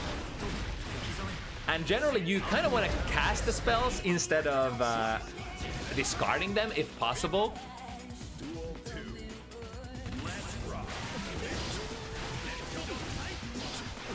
And when you're working with, you know, 0 attack spells, the staffs just don't do a whole lot, right? Because they tend to modify the properties of your cubes. Alright, Gold Burst. There we go, good 6p. Finally able to tame the fast pace of Devitt. Getting a lot of resources there. But ending up with 0 cards. What are we gonna go for? 2 cards. Nice, gets projectiles. Still 1. Jumps over it, has DP in hand. So, I mean, you know what kind of RPS we're heading into. Or I guess, never mind, we're not heading into RPS of any kind because this is just gonna kill. Alright, just like that, Devitt takes 3 in a row. And for the first time on Bounty Hunters, Blodboen on a back foot. Looks like it is indeed the mobility and the aggressiveness of, you know, Chip Zanuck that you can exert over Asuka. Yeah, once again, the double jumps. Evade the cubes, get the jump in. There we go, 2D catching the backdash from Chip this time though. Open the portal. Just gonna have to respect for now. Nice! Place a jump D, or sorry, the 5D overhead between the cubes. Asuka, of course, one of the characters who is able to have the privilege of just doing tap blitzes, tap dusts into completely safe mix-ups and then picking up the combo afterwards. Oh, 3 teleports in hand. Cast 1 to make room for more spells. When the mana shield is broken, get the throw. Going to charge. Yeah, able to get 1 more card, but unfortunately the card is not offensive one. Utility cards rise up. So we'll have to defend with using nothing but normals and potentially the teleport. Another teleport in hand. It's gonna knock Devitt into the Rainbow Cube and a 5D clutching it with an empty hand. That's the thing I was talking about. Instead of being afraid, Blodboen, instead of being afraid and drawing more spells, just going in, brave, make it or break it, go big or go home. 5D, if you get the hit, it's over, and you don't have to worry about it. If it's block though, I mean, it's a problem for that alternative dimensions Blodboen, right?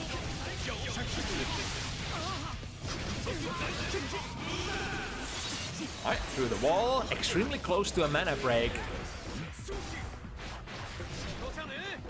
I'm actually surprised that Blodboen didn't initially go straight into the deflect shield, because the reason why you see Asuka players going for moves such as like bursting, deflect shielding, wire seeing immediately is because like you're eventually gonna run out of mana even on defense.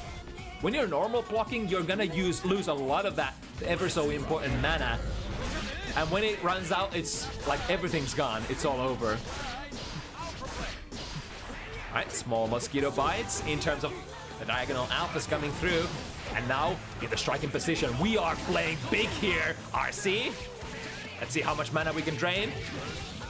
Generally, I think the damage that you do on Asuka is not gonna be as consequential before you break the mana shield. After you break the mana shield, it's like one combo. Almost any combo is gonna kill him anyway. Oh, into the other side! And Devitt find themselves once again in a 1-game lead, 4-3. There's so many ways that this set could go from here on out. Devitt could run away with the lead, play the aggressor, not let Blodboen set up and do stuff. And then on the other hand, Blodboen could draw some good stuff, getting a couple of good hits and get those brilliant plays. However, now we have a lot of staffs in hand. Another hand of no cubes whatsoever. At least we got 1 here. Yep, and that cube ends up being extremely important. That 1 cube is the make or break of Blodboen's round. Also, utility in hand once again, but we go with the use of RC into the thick throw.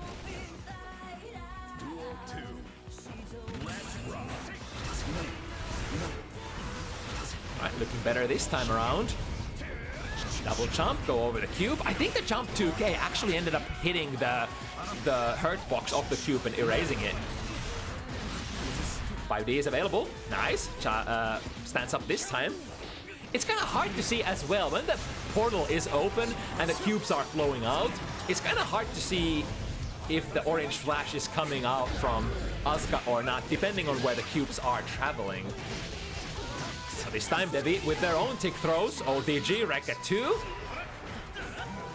And Kara overhead, gonna be big damage. Blodboen still does not have their mana shield back. Please, give me some time to breathe. 5D bullet charge, okay! I think, yeah, Devitt has to burst this. Unfortunate investment that they had to make, but, you know, it has to be made. Because he was gonna die otherwise. Starting with a DP hand, going for it immediately. Ooh, dash in DP. That's definitely gonna go through all the cubes. Mana shield, very close to popping. One hit, there he goes. Pop goes the Weasel. Positive bonus.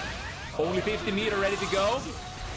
I'm not giving Blodboen very good odds here. It's gonna have to be the deflect shield, right? Yeah, it's... But the thing is, if you are too predictable, I mean, Devitt knew that that's the only thing that Blodboen could do here. Deflect shield would be the only viable solution. So that means if you know that they know, then you can't use it. You can't just go into it on good conscience. Because it's gonna be over anyway if they bait it. Nice backdash out of the overhead. Set up the rainbow cube. Oh, F-Shiki, but doesn't manage to convert it properly. Gold burst ends up being the anti-air here. Nice, got a stray hit. Semi-burst safe combo, I think, with the jump cancel. Let's see if Devitt can jump over this. Yep, chip mobility. And gets a punish as well. Or I'm not sure if that was a punish or if Blodboen was actually pressing something, but able to actually avoid the chaos cube at least. Only utility in hand once again. The curse. Oh, the misery. Every card wants to be my enemy. Gonna cast that. Need one more hit. Some sort of a knockdown. There we go. Doesn't get to draw cards and now out of mana as well. This is Wizard's bad day. Holy shit. What a day. But still surviving somehow. Blue RC slow down there. Wait, did Devitt go for the side switch gamma or the alpha plates too early? Alright, we're looking pretty good. I think this is most parts of Exodia. Unless didn't have the auto refill though. But I mean, when you get a couple of mana buffs, just getting, you know, your casting flowing is pretty good. And, you know, not running the risk of running out of mana as long as you don't get hit it feels pretty good. A little late there. Devitt missed that throw timing. Alright, break the wall, break the shield. He could hear it. The one time when listening to the sound cues was ever so important, could hear that the blue Wild Assault was coming. Alright, which stuff is this? Is this acceleration or deceleration?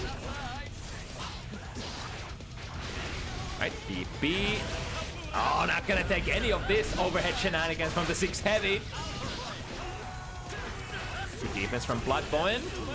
However, the opponent has the 50 meters, so the pressure is not gonna end just like that. And of course, you will stay onto Asuka like a shark. You will spend all of your resources to keep the pressure going as long as they don't have the mana shield ready to go. That's your time. That's your time to end the round right there. And Devitt, he does that. He does just that. Mankind knew that they cannot change. Alright, Devitt on 6 points. First player to ever threaten the set win on Blodboen. See how well Blodboen manages to run it back. Very aggressive. Momentum burst. Stay in your place. Stay in the corner. Right. Very neutral trade. Perhaps giving Blodboen the needed spacing.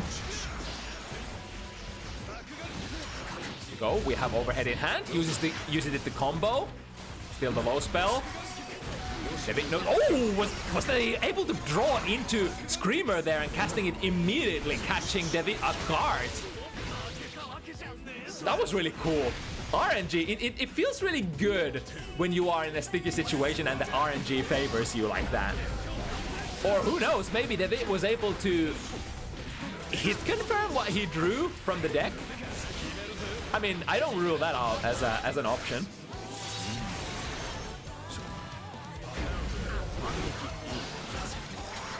Alright, Burst has inevitably been used. Blodboen in a pretty decent place here. Other than in terms of mana, we'll be able to jump over. Yep, lands into the 6B though. Mana problem somewhat fixed. Finds the hit. Let's see. Yeah, good burst from Devitt. Able to burst into basically a situation where the opponent was forced to draw more mana. Kind of like bursting Nago to Yugi at high blood, right? It's kind of same kind of vibes. Now 2K goes under the cube. This is the set point position, baits the DP card. Set point position for Devitt. Potentially one more hit, break the wall, no mana shield. Anything into super is gonna do it. The RPS goes for the throw again, and he baits it! First player to slay Blodboen on Bounty Hunters. The first timer, Devitt, on their entrance set, or should we say debut set on Bounty Hunters. And does it fairly convincingly, utilizing exactly what we were theorizing about. The mobility, the triple jumps, the run speed, the good normals. Blodboen was just not able to build space between Chip and Asuka consistently enough. Because believe it or not, Asuka is generally a very risky character. I think playing against standard characters, the fact that you get to be the first one to play in a lot of situations and you get more breathing room sort of gives you a little bit more leeway to make mistakes. But against a fast character like Chip, who just strangulates you, just absolutely asphyxiates you in the corner, it's hard. It is very hard. All right, it's been another very exciting week. But all good things must come to an end. And so does our show today. Thank you everybody for watching. Thank you especially players for providing the entertainment for our pleasure. Always amazing to cast some strong players, not just strong players, but interesting players. And in my book, every player is interesting in one way or another. No matter what skill level you play, I think Guilty Gear Strive is a really nice game to, you know, even the rookie players, where even the rookie players can derive some really nice player expression and very hype plays. Or can, you know, perform those things. Anyway, if you want to play, we do this every week, 5 p.m. CET every Sunday. You know the drill. Join the Discord, where you can find the sign-up forms, and we'll set you up with somebody who has good connection to you as well as is of your respective skill level. That said, let's see where I could send you guys. Anybody playing Guilty Gear Strive? We got Dach online. We got... Actually got the Wild Tide February ladder going on Olaf's stream. And I think Olaf just started as well, so let's return the favor to Olaf and go check that out. Alright, but that said, we'll see you again next Sunday. It's been a pleasure. Stay safe, play Guilty Gear, and we'll see each other soon again. Bye-bye.